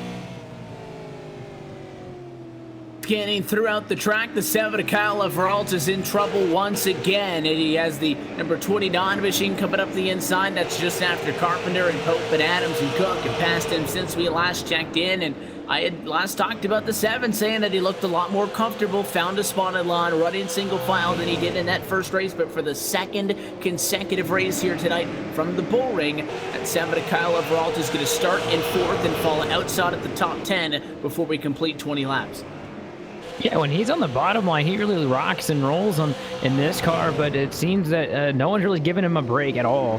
Got moved out of the way by the 89 and Jeremy Adams, and that created that for him to be on the outside. And perhaps he does have a long-run car, but even when you're down that far, he's gone from 4th to 13th relatively quick here. And he did rebound pretty well last race. Definitely not back up to a starting position, but it did come back to him after quite some time. So we've already had 1 yellow, and I don't think it's over by a long shot for that 7. But he's definitely not getting a good exit speed. I'm watching that through turns number 2. Maybe there's something wrong with that car. We'll just have to see. We does have some right front damage. We were looking very closely on how damage affected guys earlier on tonight in those late model stock cars, but the 7 does have rather visual right front damage, much worse than I think we saw on anybody else's cars in that earlier race. But I mean, there's nothing pretty about starting 4th and falling to 13th position. And again, the 7 team, they had a great Tuesday evening because they had great qualifying efforts, 4th in both of these races. But I know that, qualifying is only a fast lap, and necessarily the warm-up times don't show it all either, because it only shows your best lap. But in our little 10-15 minute warm-up session before this race, Leveralt was only able to muster 13th best at a 14, and he runs 13th best at a 14 on track right now, minus 9 spots though from where he was 24 laps ago. I think it says everything that you look at the drivers here towards the back of this field. Bundon got caught up in an accident. Leveralt has damage on the right front, and then the driver ahead of Leveralt, DJ Beverly, also has damage to the right front of his number 14 car. So guys that are getting in the wall early here, it's really, really hard to rebound from that, because you don't really get that many chances to fix your car up under yellow, especially if you manage to damage not just the sheet metal but the suspension. You screw the toe up, you're really in big trouble, and you're going to be in for a long night.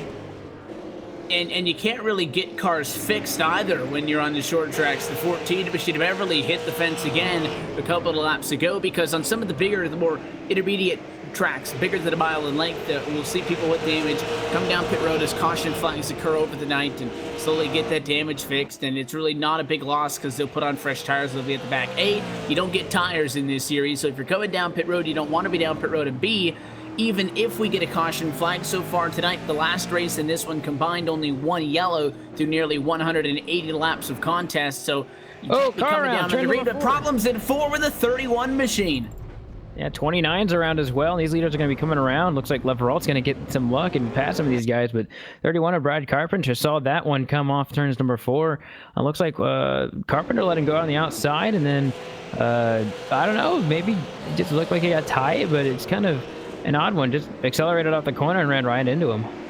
Yeah, I think if you go on board, it looks like he might have thought that 29 was going to clear him, but it looks like he just got back to the gas too soon, and that car went straight up. You know, the wheels turned all the way to the left. You can't just crank it anymore to hold to the inside. He just was a little bit too anxious on the throttle foot. Got him in the left rear quarter panel. It stacked a couple of cars up. The only other thing I could possibly think of is if maybe the 29 came down a little bit closer to that other car than what we would originally have thought. Maybe clipped the lane a little bit of the 31 car ever so slightly, but yeah, that just ends up being a kind of a racing incident, wrong place, wrong time type thing, and you got 3 guys there that end up paying for it with damage. And ironically enough, as I was talking about how limited caution flags were, we get our second caution overall on the evening. I think the fact still relatively remains that we're probably not going to see a lot of yellows as the night goes on, and now you can add to that list of drivers with damage who I still don't think have really been coming down pit road to get the damage fixed because you just don't have opportunities to do so. Well, they actually are coming down right now as you speak of it. These guys are going to come down probably every time they can, every pace lap. Of course, if that jack comes up on the right or left side, they are immediately just queued. There's no question about it. Definitely saw that last season with these guys, and there's no dispute of it. You're seeing Leverant come out of his pits. You're seeing the 14 and DJ Beverly, the 31, and Tanner Cook looks like he's going to stay in his pit box maybe a little bit longer. Didn't really look like he had damage, but he was holding those guys up, so maybe an adjustment on these machines. You can do that down pit road as well. Anything but left up the right or left side of that car is legal here when you come down pit road.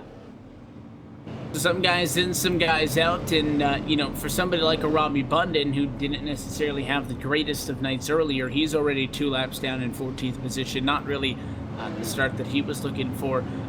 Talking about how much quicker these cars are compared to the late model stocks earlier, you're looking at about a second quicker on the times as far as hot laps. We saw top times in qualifying earlier on with the late model stocks at about a 15.8 to 15.9 range, and now 14.8, 14.9 range with these guys. But with the 2 caution flags so far, the pace not that much quicker. Good news, we get another restart, and Christian Peterson in at 23, deciding to be he's actually on the outside of the racetrack, because it's going to be Matt Cucker on the inside in control. So how long does this 69 hold them back? Peterson going to try to jump it on the outside. A pretty good jump. The 69 going to take off and go, spinning the tires, but Cucker is going to be able to get the race lead. And at corner number 2 they go.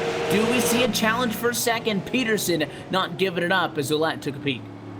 No, they're That just was all really slide loose. right in there, and just a little bit too much gas from the 69 of Matt Coker. Almost got too much on the wheels there, and maybe got on the gas a little bit too hard there, but was able to rebound and make it work and make it happen. And he's going to stick his nose out in front and just keep it in the lead.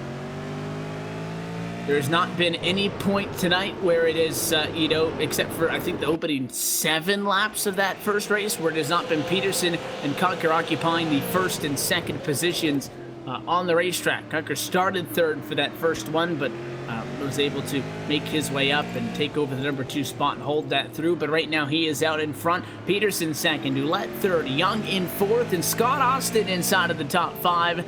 The only driver who started top 5 and fell out is Leveralt, who still runs in 13th, and he got hit by the 87. Robbie Bundon, lap traffic.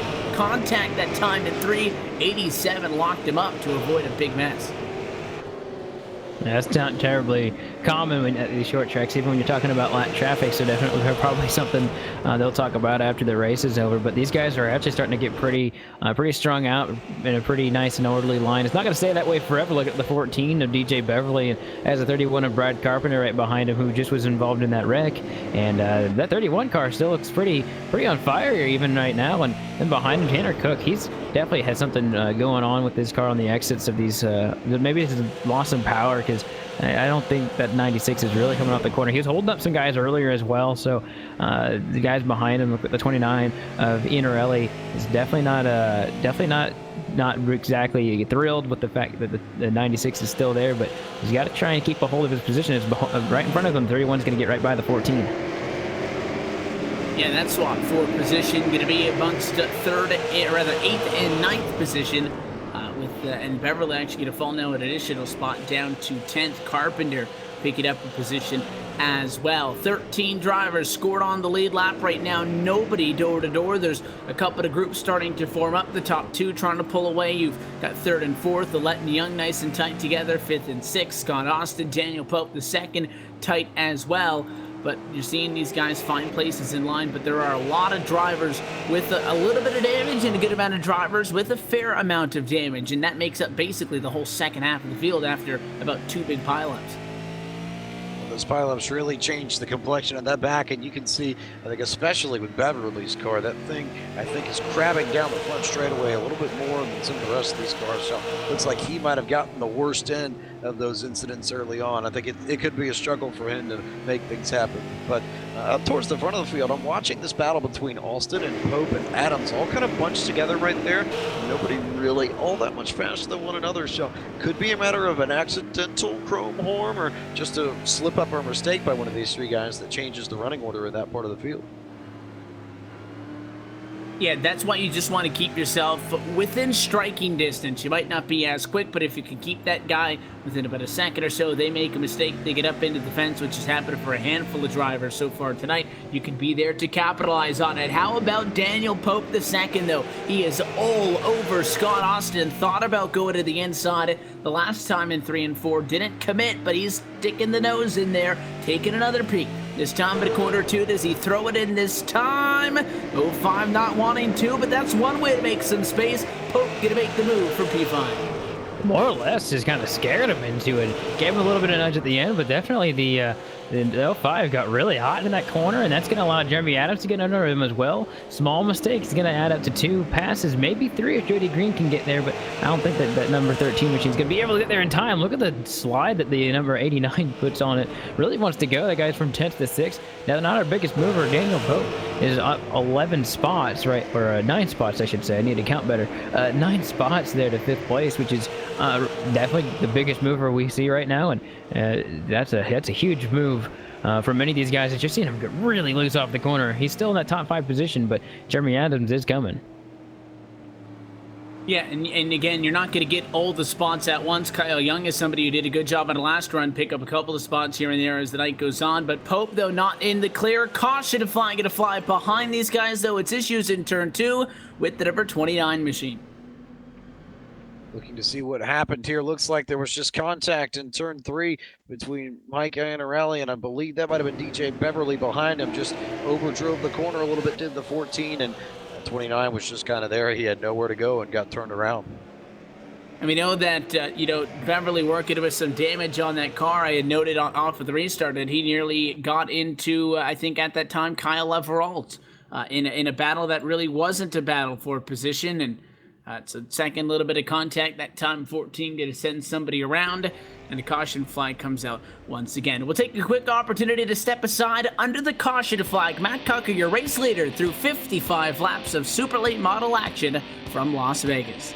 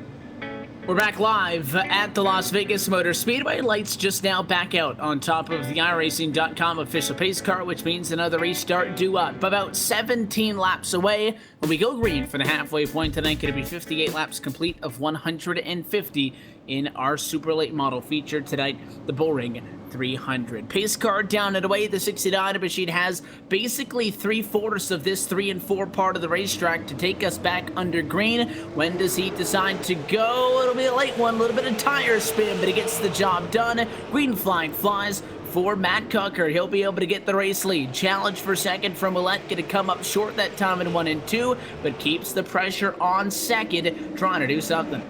Yeah, that's the biggest charge he's had for the position. Got really slow in the middle of the corner, backed everyone behind him up, but got a humongous launch off the corner. But it's not going to really, not going to be quite there for the 23. Has the big speed off the corner, and then the 2 behind him looks like Daniel Pope now has 4th position. Give him 10 from the start of this race, and Kyle Young has been in tow. He's now in 5th. They single file things out. It was a good challenge. It came up just a little bit shy, but every single restart, it looks like John Allette's getting a little bit more and more on Christian Peterson, and I think it's really both of them starting to figure things out. Matt Cucker has been able to, I think, rather safely be able to get out into the race lead on these restarts, but every single time they do it, the guys behind him keeping things just a little bit more tighter. Let's talk a little bit about our biggest mover, Daniel Pope II. Third best in warm-up, but had to start way at the back. In 14th, he is plus 10. Now at the highest he's been all night, P4. Really, really strong run from that 16 car. And it seems like we have one of these guys that comes through the field every week and just has a really, really strong piece, but ends up with a bad qualifying run, so they dig themselves a little bit of a hole. But Pope's done a really, really nice job of just picking his way through the field, avoiding wrecks. He's got a clean car. It's as clean as anybody else in the field right now, and I think at this point it's just about the intimidation factor and also making sure you hold off Jeremy Adams too, because Adams is right there ready to pounce if Pope makes a mistake. Yeah, what we see sometimes is that somebody's going to be so focused on somebody in front of them and they can't find a way around, so naturally you're at points feathering the throttle to obviously try to keep the pressure rate up on the bumper, and sometimes you forget about the guy behind you. You make a move for the position, it doesn't work, you get passed up yourself. So Pope definitely wants to keep on going forward. So don't forget about Jeremy Adams, who in his own right, a big mover, not plus 10, but how about plus 5 for the driver who started in 10th? He's the second biggest mover tonight, and he's right there in this battle as well. Passing as many cars as you can is definitely the biggest thing, and I think you hit it just right. There's starting up front would make it a lot easier for that number 89. Didn't quite hit the mark, but if you can at least have a good race setup and maybe find some little bit of luck. These cautions have really helped both of these drivers be able to stay competitive and get in this top 5. Without them, if it was just like the stock race last just about an hour ago, it would be a different story for these two, and they would not be up here, and they'd have to work a lot harder. Now they can kind of ease into it when we get to these restarts. Maybe they have the setup to get them on the start and then start getting a little bit on them little by little. But it does seem that the first two, like last race, like last week in this race, are starting to just pull away just a little bit from everyone else. And John Allette's going to be that guy to start leading this little second group. Yeah, magic number seems to be 1 and 2. Those are the highest paying positions on track. Obviously $20 if you walk away in victory lane, $15 for second. Peterson's got a win tonight. Matt Cucker's got a P2. They want to even out the payouts as they run at the moment, and now we start to see guys fall back, and it was a lot of falling off early in this race to the 2 to 6, 7 seconds for the guys inside the top 5. I know we're not that far off of the restart, but guys keeping it even relatively. Battle going to be on for the number 4 spot, though. Pope slides high, and Jeremy Adams pounces on that one. Quick and clean pass to take over 4, and for the first time tonight, the 16 goes backwards. Textbook example of intimidation and not necessarily pressing the issue, but just being there, being close enough to force the driver ahead of you to make a mistake. It wasn't necessarily that Adams got underneath Pope before. Pope just screwed up there in the corner and gave Adams the hole. Adams was able to execute and go grab that 4th position. And talking about kind of scaring him, it almost looked like that's what happened. He made a very late move to the inside, and I think the reaction to that is why Pope ended up so far up the hill, because he was trying not to get run over. And I don't think that this, the 89 was just going to send it into him and take him out, but I think that was what he wanted it to look like, and it worked. It forced that number 16 machine up and out of the way. It gave him the position. It's a net win, and now things not done, though, for Daniel Pope, because Kyle Young up the inside, side by side for 5th.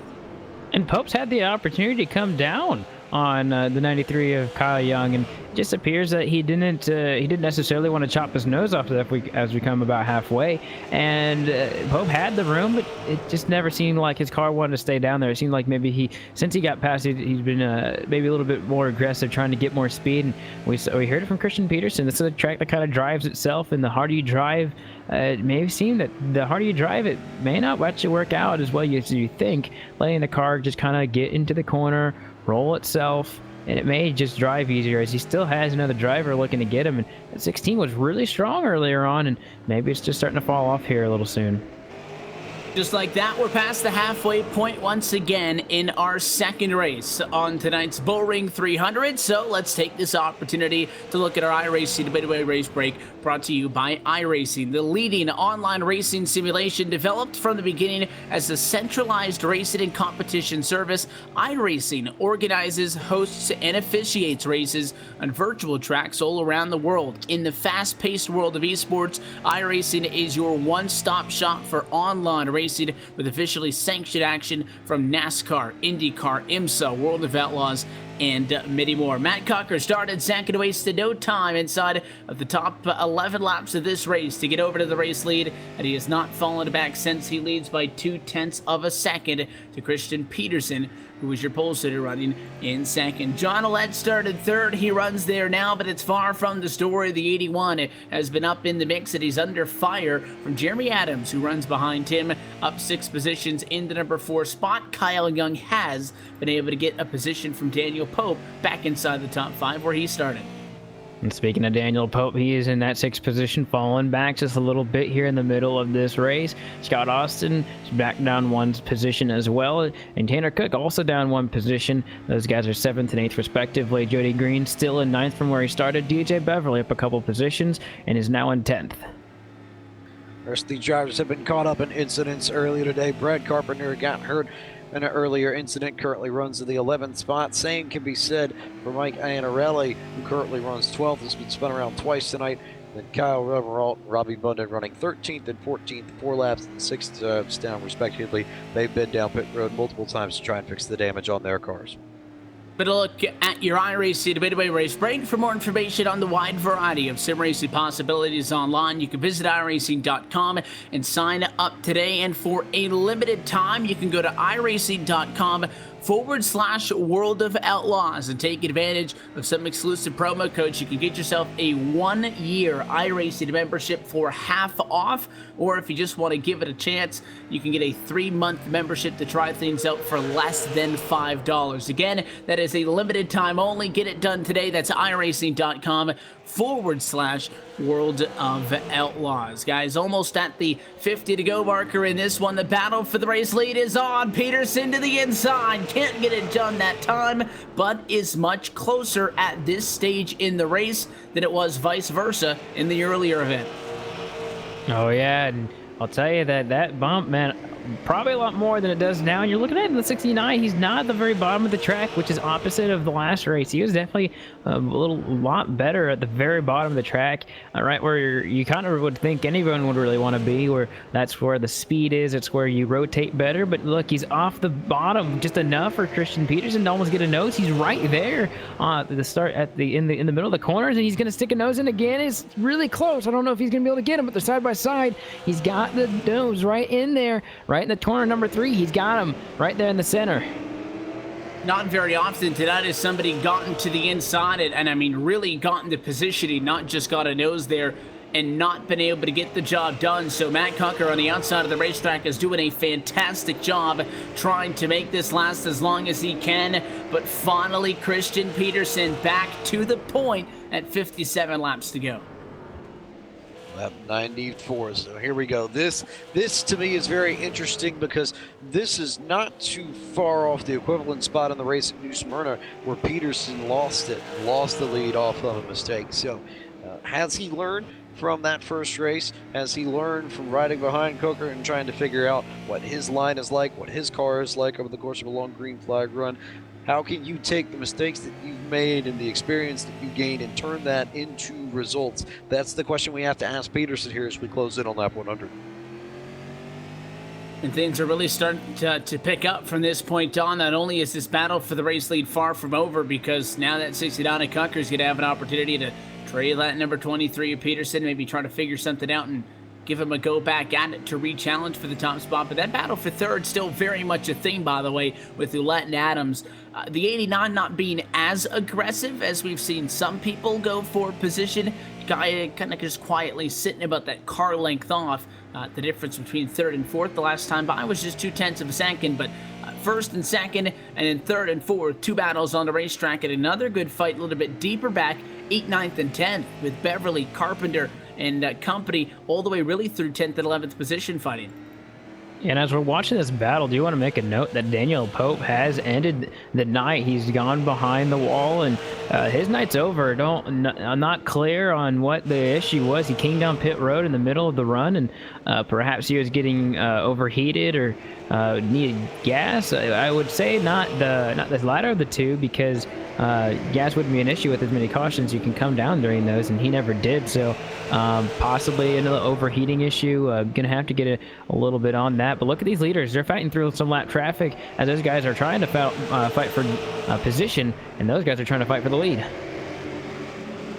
Yeah, and there's a lot going on here at once. The lap drivers do a good job of moving high, letting your race leaders go by. Peterson and Cook are able to get through 1-2, and that battle amongst those lap machines is going to be able to continue as well. We finished the earlier race with just 3 drivers on the lead lap, and to be fair, the cautions that we've seen tonight are partly, in fact, why we see guys still tighter together, closer to the race leaders, and with 10 drivers on the lead lap to this point, inside of 50 laps to go. But still starting to see the top 2 stretch things out, but Cocker's not letting Peterson get away. Don't think this thing's over quite yet.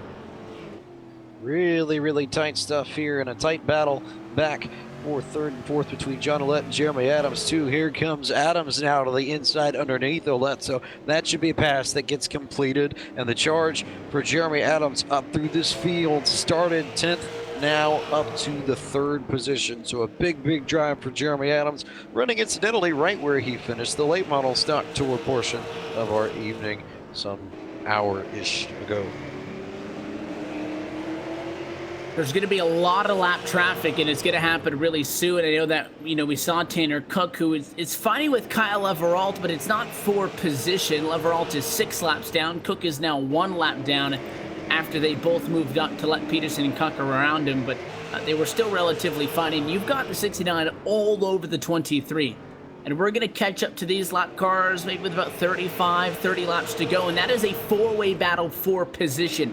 7th, 8th, 9th, and 10th. They're now 14 seconds off of the top spot. They're getting physical. Beverly, a couple of shots to the back end of Jody Green, and it's not the situation that your race leaders want to find themselves in. They're going to have to find a way through it. Yeah, speaking of bumping, look like Cocker's almost right there at the back bumper of Peterson again. Lap 109 right here is what we're on, and those guys right in front of them, they're a lot slower than these 2 leaders, and they're so close that any amount of work that is not done right now to kind of get away from each other, it's almost like they're actually starting to cluster a bit, these 4 drivers in front of them. And all these guys are for position, all 4 of them, so they're not going to want to give up. There's a little bit of space that you're seeing now between those 4, so now it's a bit of a 2-and-2 battle. But these guys are going to have to get to these guys right here, and whether they're wanting to step aside for this lead is going to be kind of a choice of theirs.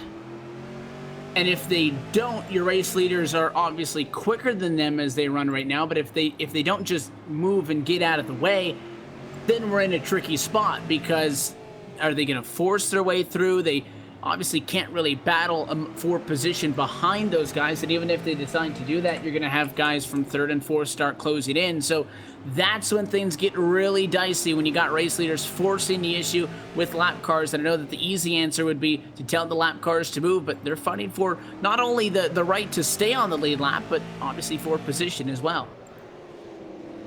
Big, big bumper here now from Coker. Gets underneath Christian Peterson. They're into turn 3, and then they hit the wall in front of him. And there goes contact. Oh, my goodness. Matt Coker runs right into one of the Patriot Fire machines to bring out the caution. And that I think that's the perfect worst case example of lap cars running right in front of you and causing trouble. Couldn't tell which one of the Patriot Fire cars it was. I believe it might have been Beverly, but it looks like he just got loose off of turn 4 as the replay comes up here. He just tried to correct it, and when he corrected it, he ended up turning it into the wall, and then it bounced off, and Matt Coker had absolutely nowhere to go. Yeah, he picked up the left foot, and he put all his weight on that right pedal, trying to get to the inside of the 13 and split it out in front of the leaders. And it was a pretty good lick for that 69 of Matt Coker to be involved in. Not only that, but it may have and it will cost him the race lead, because at the moment of yellow, coming out just a little bit after the contact, that 23 had passed him back up at the outside. So if you're Matt Coker, you were leading this race not all that long ago. Now you're in second and you got damage. It's not. It's a lot of damage too. That right front looks absolutely destroyed, and DJ Beverly, of course, has put it behind the wall. He's done for the night. That's a lot of damage. Plus, I'm sure that that number 14 does not feel very good about what happened right there. Of course, they were just battling for position. Two teammates trying to duke it out. They're in the top 10, and just went horribly wrong right there. Nothing you can really blame any of those guys for. But if it makes him any solace, he's still at the second. And something that Cucker said during his interview was the fact that, hey, sometimes the damage does make these things a little bit better in the corner. Now, that's a little bit more damage than what would normally do that for these cars. So definitely something to keep our eye on. Jeremy Adams, Gillette, they're definitely going to be looking to try and capitalize on it. Not something you want, but something you'll definitely take if you can get it at this point in the race when we got a little bit over 30 laps to go. And listen, if your car's got damage, you can tell yourself whatever you want to make yourself feel better. You don't want a damaged car. Doesn't mean that, Cucker can't still win this race. We're going to get a green flag with about 30 laps to go. He's still right there, and I think that he and Peterson look a lot more evenly matched in these cars than they did earlier. So you duke it out, you get a pass early, you fight, and when you're in a constant side-by-side and back and forth, maybe having a little bit of a slower car doesn't matter because you guys can get a little bit physical, but that does look like a lot of right front damage. Yeah, he just about T-boned Beverly's car when they made contact here in the front straightaway. And anytime that contact is perpendicular like it was, you're going to end up with a significant amount of damage wherever you make contact. So I think we're going to find out here in these first few laps just what kind of car Matt Cucker is going to have for the rest of this race and whether or not he'll still be able to challenge Peterson for the lead. Green flag going to be delayed, so Light's going to go back up on top of the iRacing.com official pace car, which means that we will get a restart with exactly those 30 laps to go in tonight's contest, and it is going to be the top two who have been duking it out with a lot more excitement for the race lead in this second race compared to what we saw earlier on in the night, but they have been the only two drivers to occupy 1-2. Does that change on this restart if that 69 machine cannot maintain pace? You've got Ouellette and Adams right back there in row number 2, restarting in third and fourth. Restart box opens up once we get past that second rumble strip. The 23 can go whenever he wants. He'll take off and go. 30 laps to go from Las Vegas. Cucker looks like he still has some horsepower under that thing, and he's able to really get a good launch off the corner. Look at the number 69 of Jeremy Adams, beat Ouellette to the line, and actually got that on the bottom, so no surprise that he's able to keep his position. First 5 cars are going to string out pretty well, and that 69 surprisingly doing really well. Everyone is already strung out, trying to get as much position as they can on each other. These restarts we know are so critical, and because we saw absolutely none of them earlier, you can tell that these guys understand the importance of them at this point in the race. You got the 23, the 60 down, the 80 down, the 81 to 93, running 1 through 5 with 8 drivers total. Still scored on the lead lap with Austin Green Carpenter making up those final 3 spots. But it looks like that 69 may not be even with the 23, but it definitely is not taking him completely out of this thing. The damage isn't as significant, I think, to Coker's ability to drive that car as we thought it might be. I think the biggest key for everybody up here in the front is make sure you ride the line of effort. Make sure that you don't push too hard.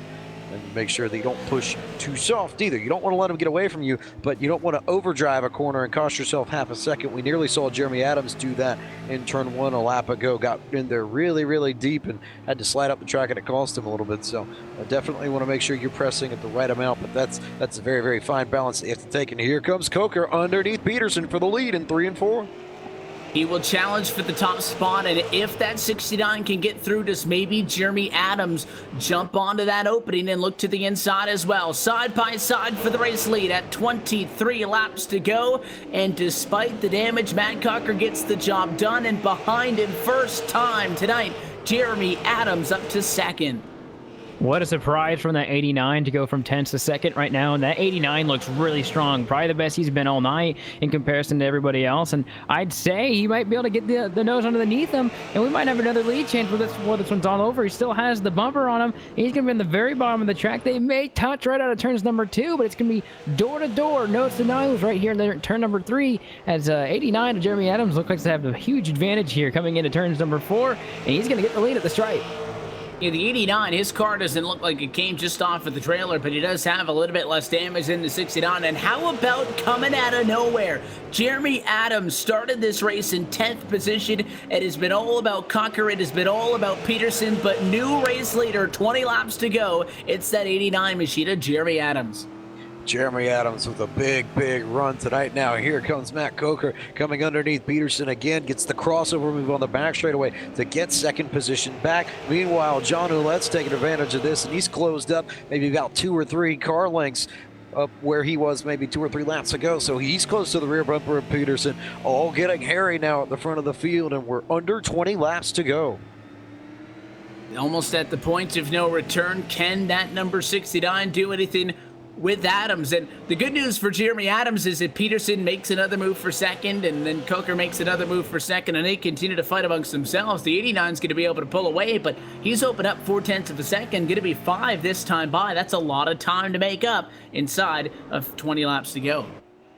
Yeah, not to mention that the guy in second and the guy in third do have damage, and then Ouellette's really been trying to, run that car really heavy. And Ouellette and Young got into it just a few laps ago, and there's a lot of space between those two, and then, of course, the top 3. And since this little battle, it's really brought those 2 guys back into the thick of it. And I'd say that with how fast they caught Peterson and company, that they may just kind of wait on each other, Young and Ouellette, and wait to get by these guys, then go after it again, because with the fact that they caught Christian Peterson so quickly, and now Peterson's really fallen off. I'd say his setup, like last week, has really fallen off. These cautions have really plagued him in the Super Late Model Series from getting a win, and he's done it before. It's just one of those deals where if you can get your car to really have the long run, can you get out in the short run too? And it seems like the 23 can do that. But he's got some work to do, maybe, if he can't seal the deal here with about 10 laps to go here in a few laps. Have to note, as always, that once we get to inside of 5 laps to go or less, this race is not going to have an opportunity to go back green. It's getting worse for Christian Peterson. He is falling back. We thought the big loser after that contact on the caution was going to be Matt Cocker, but Peterson falling down to the lowest he's been all night now. 4th spot at the line as he has John Ouellette lining up with Kyle Young to his inside. That's the biggest problem. Peterson, I think, clipped the wall a little bit on the back straightaway there, so maybe pushing it a little bit too hard and just overdriving and hurting himself more than he's helping himself, because Young gets underneath him. So now Peterson back to the 5th position all of a sudden. That car has really gone away from him in the last 20 laps. Don't know what's happened, but all of a sudden he's out of the top 5, or out of top 3, and now back to 5th. When it rains, it pours, going all the way down again. That's the lowest we've seen him all night long. It is not going to happen for him. The question remains, can Adams get about 4 more laps of green flag action to get to that 5 lap to go marker, now sporting a 9/10 and now a 1 second lead over the 69 of Matt Cocker. I think has maybe been one of the better cars all night, but is just not have enough left in the tank to get here. And that 89 machine, props to Jeremy Adams, started 10th, was quiet, stalked in 3rd, and absolutely pounced on the opportunity on what may end up being the final caution of the night. Yeah, I'm gonna have to look at last season's stats again to double check on this, but this may be the biggest charge for the win that we have seen in the history of the Cars eSport Tour here. Definitely will when this is over. Of course, he's got to seal the deal. He's still got to go 6 more laps here. But whenever he does get to the end, I'm definitely gonna have to see about that 89. And that's a humongous feat for anybody to do. But when you're going with 14 really fast super late model drivers week in and week out, and sometimes the same guys, and you're battling every day, it becomes really difficult to get an advantage on these guys, especially when they're working together. So 89, superb job. Really needs to seal the deal now. Get some really consistent laps here before this one's all over. And just how quickly, how the mighty have fallen. Battle's not done yet, though, James. Going at it for 3rd, Ouellette and Kyle Young now, who were battling for 4th and 5th, now get the battle for 3rd and 4th. Yeah, Young's been trying to make it happen here within the last few laps, really starting to turn the heat up on Ouellette, trying to force him into a mistake and drive deeper into the corner than he has just about all night, switching his line up a little bit too. I see he's trying to arc it, maybe square off these corners just a tad more than he was some 10 laps ago, but it hasn't worked yet. Ouellette's been able to hang in there and hold on to that third spot. Only has a few more laps to make it happen though and get the third spot. 2 laps to go, that time by for Jeremy Adams. Cucker all by himself should be able to tiptoe across the line in second. Only remaining question is who's going to finish up in third and fourth position. Talking about the payouts earlier tonight. Third, get it at you just that little bit more than fourth place. And contact for the spot, the bump and run. Ouellette gonna get hit by Young. He's all kinds of out of shape. Does he pay him back? On the last lap, he'll try to. In front of these guys, it's gonna be Jeremy Adams to take the checkered flag and the super late model win from Las Vegas. Cooker gonna come home second, and Young hangs on to third with a 2 lap to go, bump and run. Oh, don't expect Ouellette to be happy about that one. We won't get to hear from him, but definitely that 81 will have a lot to say. He's actually he's not coming down pit road right now, so he could. He's gonna go by and get hit by a race winner, but the 81 definitely tried to pay him back before that one was over. Really charged hard in turns number 1 and 2 to go get him back. Oh, if he could get that little bit more to him, he would have sent him for a ride. It was just, I guess the bump and run was just a little bit executed too well on behalf of your now third place finisher Kyle Young, because timed it so that he could hit the guy and the guy didn't get a chance to get back at him. I guess that's everything that move requires. Well, as we get races going here in this series, you start building up a ledger of sorts if you're a driver. You remember who's run into you, you try and remember who you've run into, and you start figuring out who you need to pay back at races in the future and who might be paying you back if you get near them. So I get the sense that on Ouellette's ledger, this is the first incident to write down and make note of, and we'll see if anything happens between him and Young when we get to Thompson in 2 weeks' time. Adams parks at Victory Lane, which is where we will talk with him in just a moment. We'll take this opportunity, though, to step aside one final time. We will come back to the Bullring at Las Vegas Motor Speedway, chat with some of your top finishers, get you set for the third race of the championship in 2 weeks' time from Thompson. You're watching LSRTV's continuing coverage of the Championship eSports Association's Cars eSport Tour at iRacing Live post-race for the Super Lates when we come back.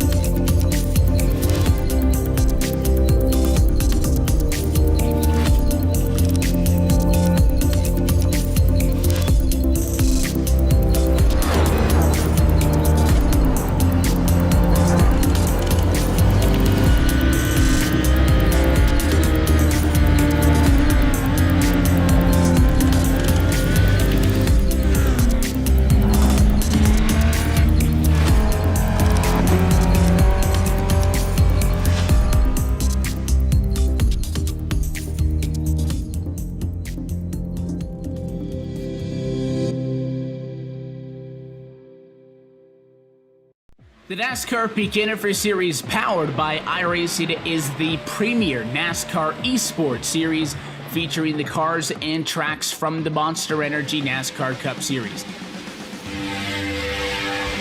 The 2016 campaign saw a return to the top of the mountain by Ray Alfalla as a three-time NASCAR World Champion. The march to that championship was not easy, though, despite the fact that Ray Alfalla took home the most points in series history.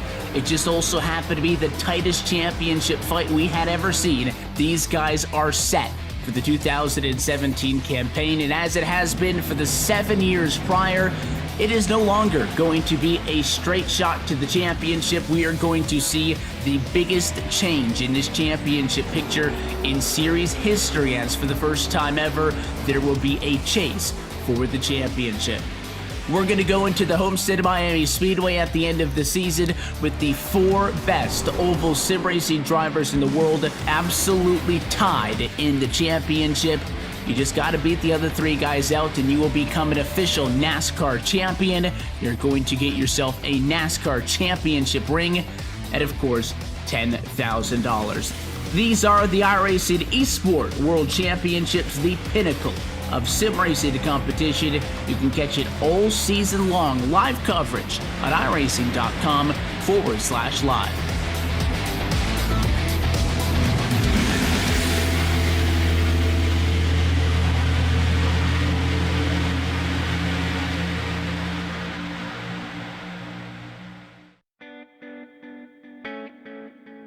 Welcome back live to the Bullring at Las Vegas Motor Speedway. Things getting exciting towards the end of this super late model event with Jeremy Adams swooping in on a late race caution flag and a restart to take the win in our super late model tour. We will go trackside with him and the rest of your top finishers in just a moment. First, let's take this opportunity to take a look at our iRacing full race results for round number 2. Adams started 10th and headed to victory lane and handed Matt Cocker a second place result after winning this super late model race 1 week ago and being in great position to do it again this week. Kyle Young and John Ouellette, that'll be a fun discussion. We've got both of them coming home in 3rd and 4th.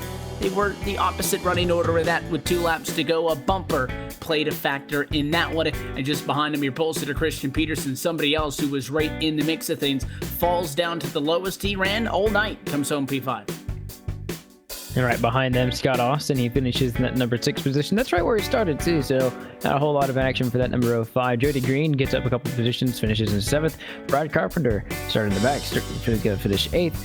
Mike Inarelli, he finishes in that 9th position, 1 lap down, along with Tanner Cook, who finishes at 10th.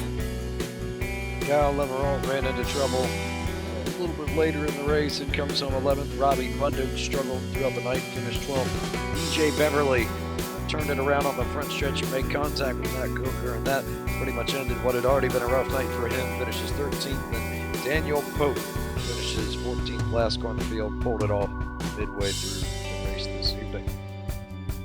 To look top to bottom at tonight's full race results, the guy who ends up in victory lane when she's all said and done is Jeremy Adams, who started way back in 10th position. We're trackside now with the driver of that number 80 Honda machine. Jerry, congratulations.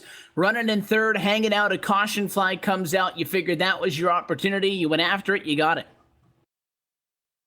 Yeah, I got lucky this time and had a bunch of cautions, and I kind of blew qualifying yesterday, so I had to try to keep it clean and take care of it and get it up through there. I think Peterson and Coker were trying to put on a show and burn their stuff up. With those yellows, obviously we didn't see any in the earlier race tonight to stop you guys from getting a good result in that. However, obviously yellows earlier in this one, yellows later in this one maybe meant that there was a little bit more left on some tires as the race went on. Working your way through the field, one would imagine that having to come from 10th, you would have been doing a lot of work on those tires to make your way through the pack. How were you able to get through those 6 or 7 cars to get up to 3rd while still keeping enough rubber on you so that when we got that caution flag and a restart, you had something to work with? Honestly, I think I just got lucky and hit the setup about perfect. My car rolled. I wasn't driving it in hardly as hard as anybody else, but it rolled the center excellent. And I could just floor it up off the corner, so really wasn't no throttle control. It was really, really, really sound setup. To say the least, tonight's super late model finished a lot better than what you guys had last week, although this is your second week, or second win rather, on the season. Got one in the late model stocks and now one in the super late models. How you feel that these first 2 weeks have gone? A lot better than I expected. I was just hoping to maybe get a few top threes, but 2 wins is really 2 wins and a third is really good. And definitely the solid third place earlier tonight will help you out in the late model stock points, and tonight's win will help you out coming back from that 12th place finish in these cars 2 weeks ago. So you guys are obviously going to look to keep the momentum going. We go for the third race on the calendar to the Thompson Speedway in 2 weeks' time. Is that a place that you guys feel like you can do some work at again? Yeah, I think we'll be good. I don't think we're going to have too bad of a track. I think we're going to be on pace anywhere we go. Well, the number 89 machine was definitely on pace tonight. You found yourself in a good position, and you did not let that opportunity get away. So, Jerry, congratulations on the win. We'll let you give a shout-out here, the sponsors and all those folks who makes it happen. Yeah, I want to thank GlobalCom, iAnalyze, Kamikaze Webworks, Team Vincier, and Six-Man. Peterson's team helped out a lot this week. Kind of threw the setup around it. And it's a lot easier when you got a lot of good guys to help. So I want to thank everybody that helped. But yeah, appreciate it. Thanks, guys, for putting it on, and Barnes for running it. He runs a good show. It was a much more spirited finish to this one, to say the least, than the one earlier tonight. You made it fun. Congratulations on the win, Jeremy. And hopefully you guys can keep this rolling. You got to win now both cars, so we'll see you in 2 weeks' time. Hopefully we'll talk soon. All right. Thank you, buddy. So that is your race winner tonight in the super late models. Jeremy Adams gets the win. Matt Cocker, somebody who was in position to get a win and then fell out of position, ended up coming over about 1.1 seconds shy, gets a P2 finish. Not bad. His second on the night. Track-sided with him once again, Austin Koo. Yeah, talking here with Matt Cocker, and at one point it seemed like it was all lost for you there, Matt. Talk with us what happened on there in the front stretch. It looked like one of those 13 or 14 car guys got in a little bit of a battle, and one went a little too hard, and you got right in the rear end of them. And at that point, what did the car feel the same after that, or because it seemed like you were still running the same way out there, at least from our point of view?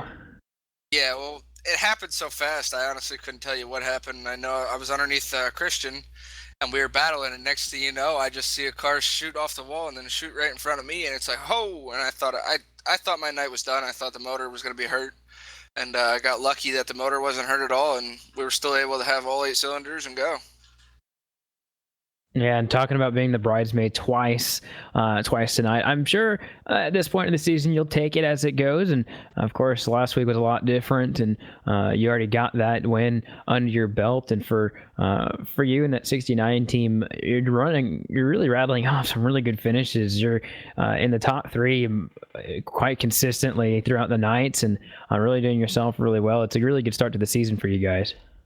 Yeah, I mean, I couldn't complain. Last year, CP won the championship without getting any wins, so that's what I figured I'd go for, just consistency. And if the car is there to win, I'm going to push it and try to win. But tonight, I knew it wasn't going to be there.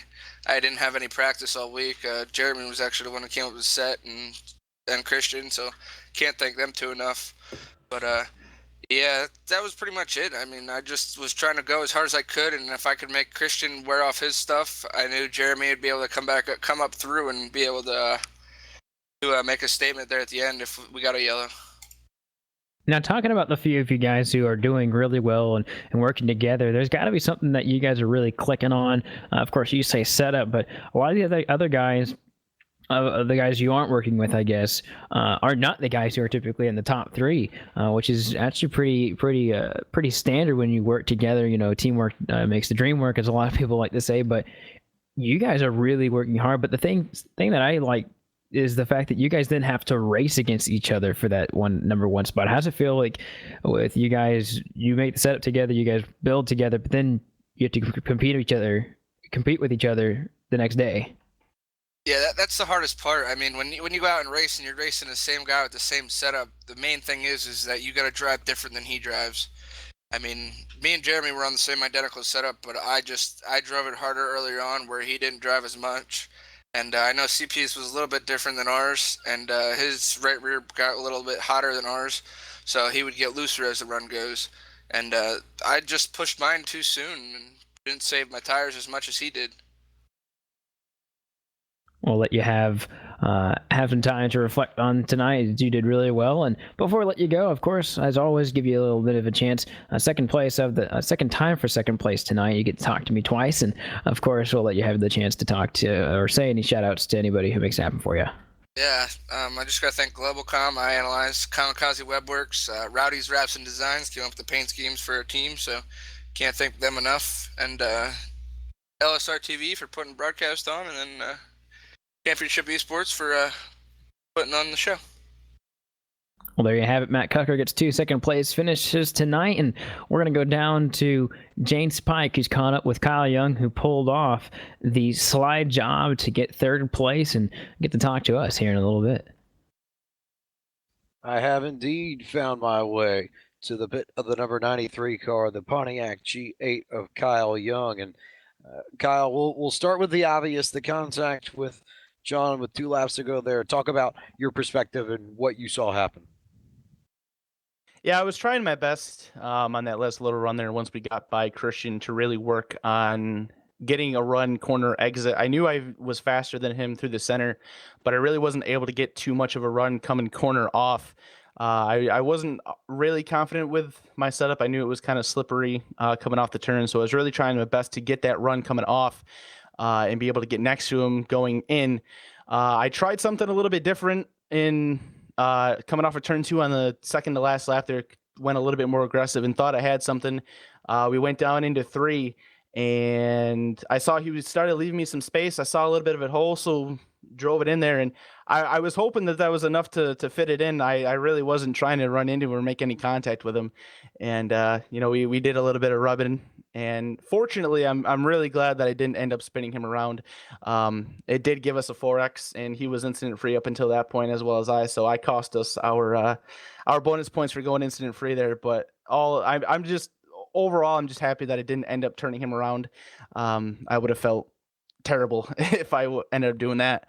But we got on by. I was trying to figure out how I was gonna make it happen. I wasn't intending on doing it then. Normally bump and runs don't go well for me at all, so I was hoping that if I was gonna make the attempt, it was gonna go all right. And we were just talking it out here before we both stepped up in here, and he was totally cool about it, really relaxed, which is awesome. It was a really fun race, and I would have felt bad if I hurt his feelings at all, made him mad with that move. I know when we ran in New Smyrna, you had a car that was about as fast as this one and got caught up in incidents and didn't quite get the finish to show for the speed that you had. And now you come out of here with a top 3, I think a little bit more accurate reflection of the car that you've had over the course of the night. Is that big mentally just to kind of put one now in pen and get a finish and a stat in the column, especially moving forward with the series? Yeah, it definitely does. I'm not really intelligent when it comes to open setup oval racing. So it definitely feels good to be able to run successfully with open setups and with the people that were racing here in this league. We ran really good in both series last week in New Smyrna. I did what I did in the late models last week, this week, and forgot to put enough fuel in it. Which really hurt us this week, seeing that we went caution free. Last week it wasn't much of an issue, but we got caught up in a wreck. We're still able to get a top 5 finish last week in New Smyrna in the supers here. But it really feels good to get the consistency with the super. If I can remember that when I'm setup searching, that those setups are probably for official races and not extended league races, and they need to add some more fuel into it, maybe we'll be all right. Hopefully 3rd time's a charm in 2 weeks. But having a good run in the super race here, finishing 3rd, it definitely helps swallow that pill of a 9th place finish in the late model race earlier, when I think we probably could have had a top 5. But yeah, it definitely helps with the confidence with the type of racer that I am and with the competition that we got. So it's cool to see the success so early on. I hope we can keep it up. I know there are a lot of people that help make it possible for you, Kyle. So go ahead and give your thank yous and your shout outs and your recognition to all the folks that deserve it and make the run for the 93 car possible. Well, first off, I want to thank everybody that runs this series, all the officials and the drivers and stuff. This has been an absolute blast these first 2 weeks. I'm really excited to see what the rest of the season will go throughout the year. Been a really, really fun opening to the season, and hopefully we can keep the success up and keep the entertainment going. Shout out to my spotter, Brandon Smizer. He's a good teammate of mine, very good friend. He's been helping me spotting, done a really good job up at the spotter stand, and is one of my streaming teammates. Twitch.tv/Sage Pancakes for him. Shout out to everybody that came in to watch my stream tonight. We're over on Twitch.tv/SprinkUpFan every week, streaming this entire series and putting it up on YouTube at the Sim Racing Clan on YouTube. Everybody at Revcom Gaming, everybody that helps support myself and everybody over there. It's been an absolute blast for these first few weeks. Really looking forward to continuing. And, overall, I just can't thank the officials and the drivers enough. It's been an absolute honor and so much fun to race in this series.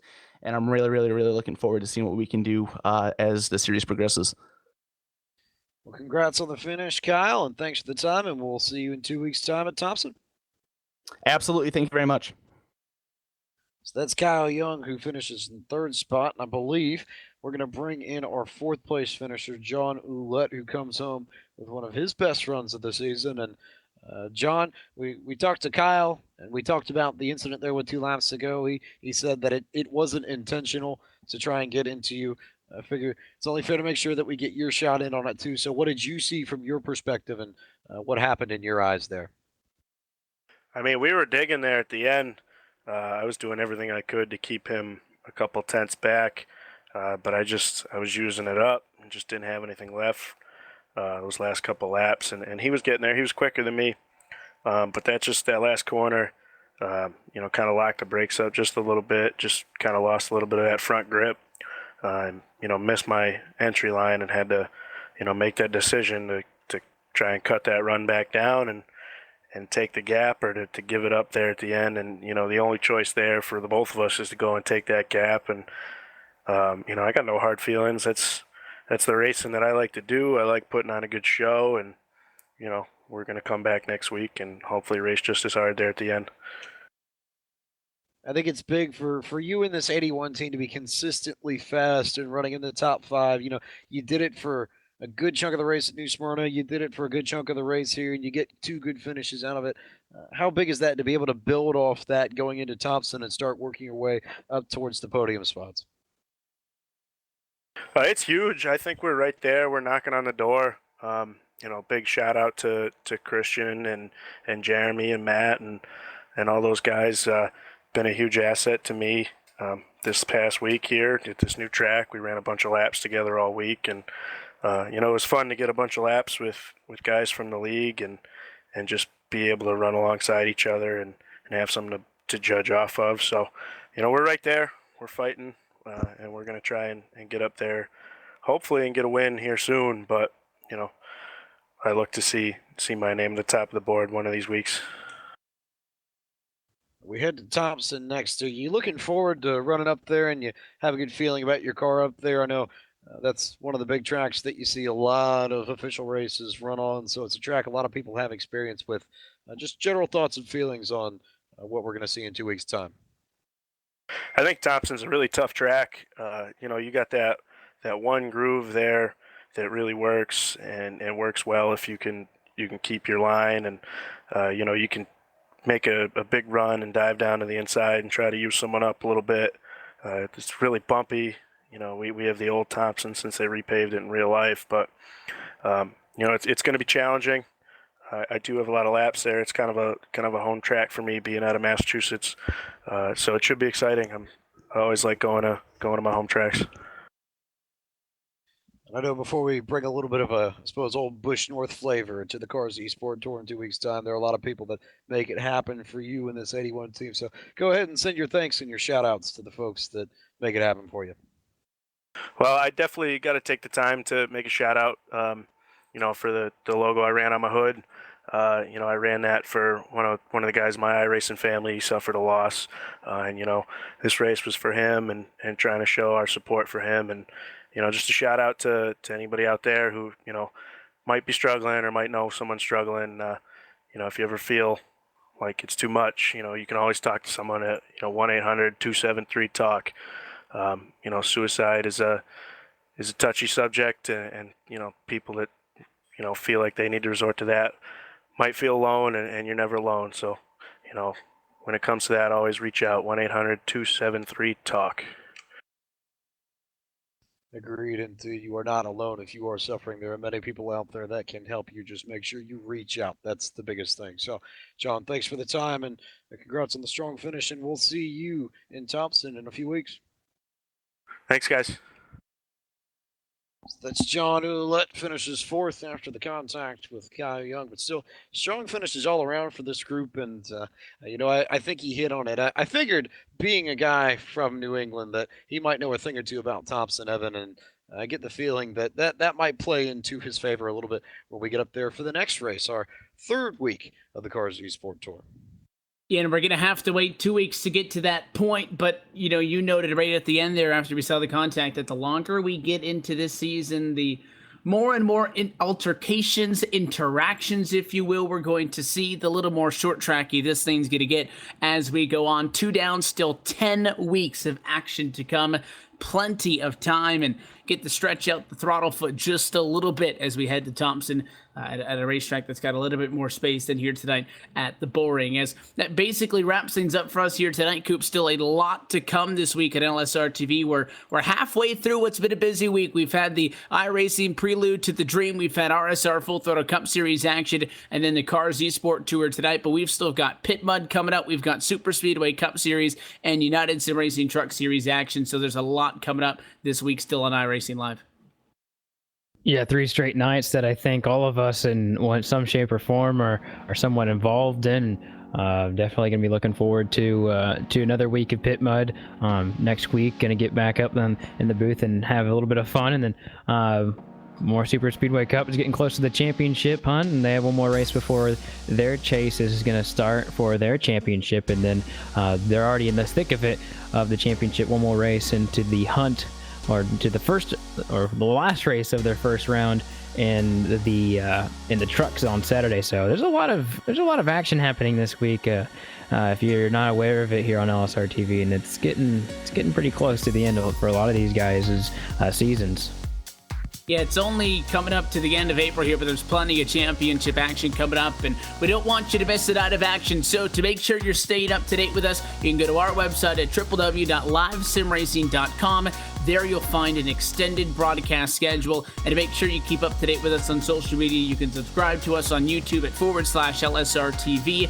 Give us a follow on Twitter at LSRTV, and like us on Facebook at facebook.com/LSRTV official. Until next time, that wraps things up here tonight from the Bullring at Las Vegas Motor Speedway on behalf of the entire team at LSRTV, for the folks behind the scenes and for the broadcast team tonight. For myself, Evan Pasoko, Austin Coop, James Pike, and our producer, Cisco Scaramuza, want to thank you for tuning in and congratulate your race winners tonight, Christian Peterson and Jeremy Adams, on an exciting night of action. We will be back. The Cars eSport Tour returns to LSRTV and iRacing Live in 2 weeks' time on the 10th of May from the Thompson Speedway, and we'll catch you then.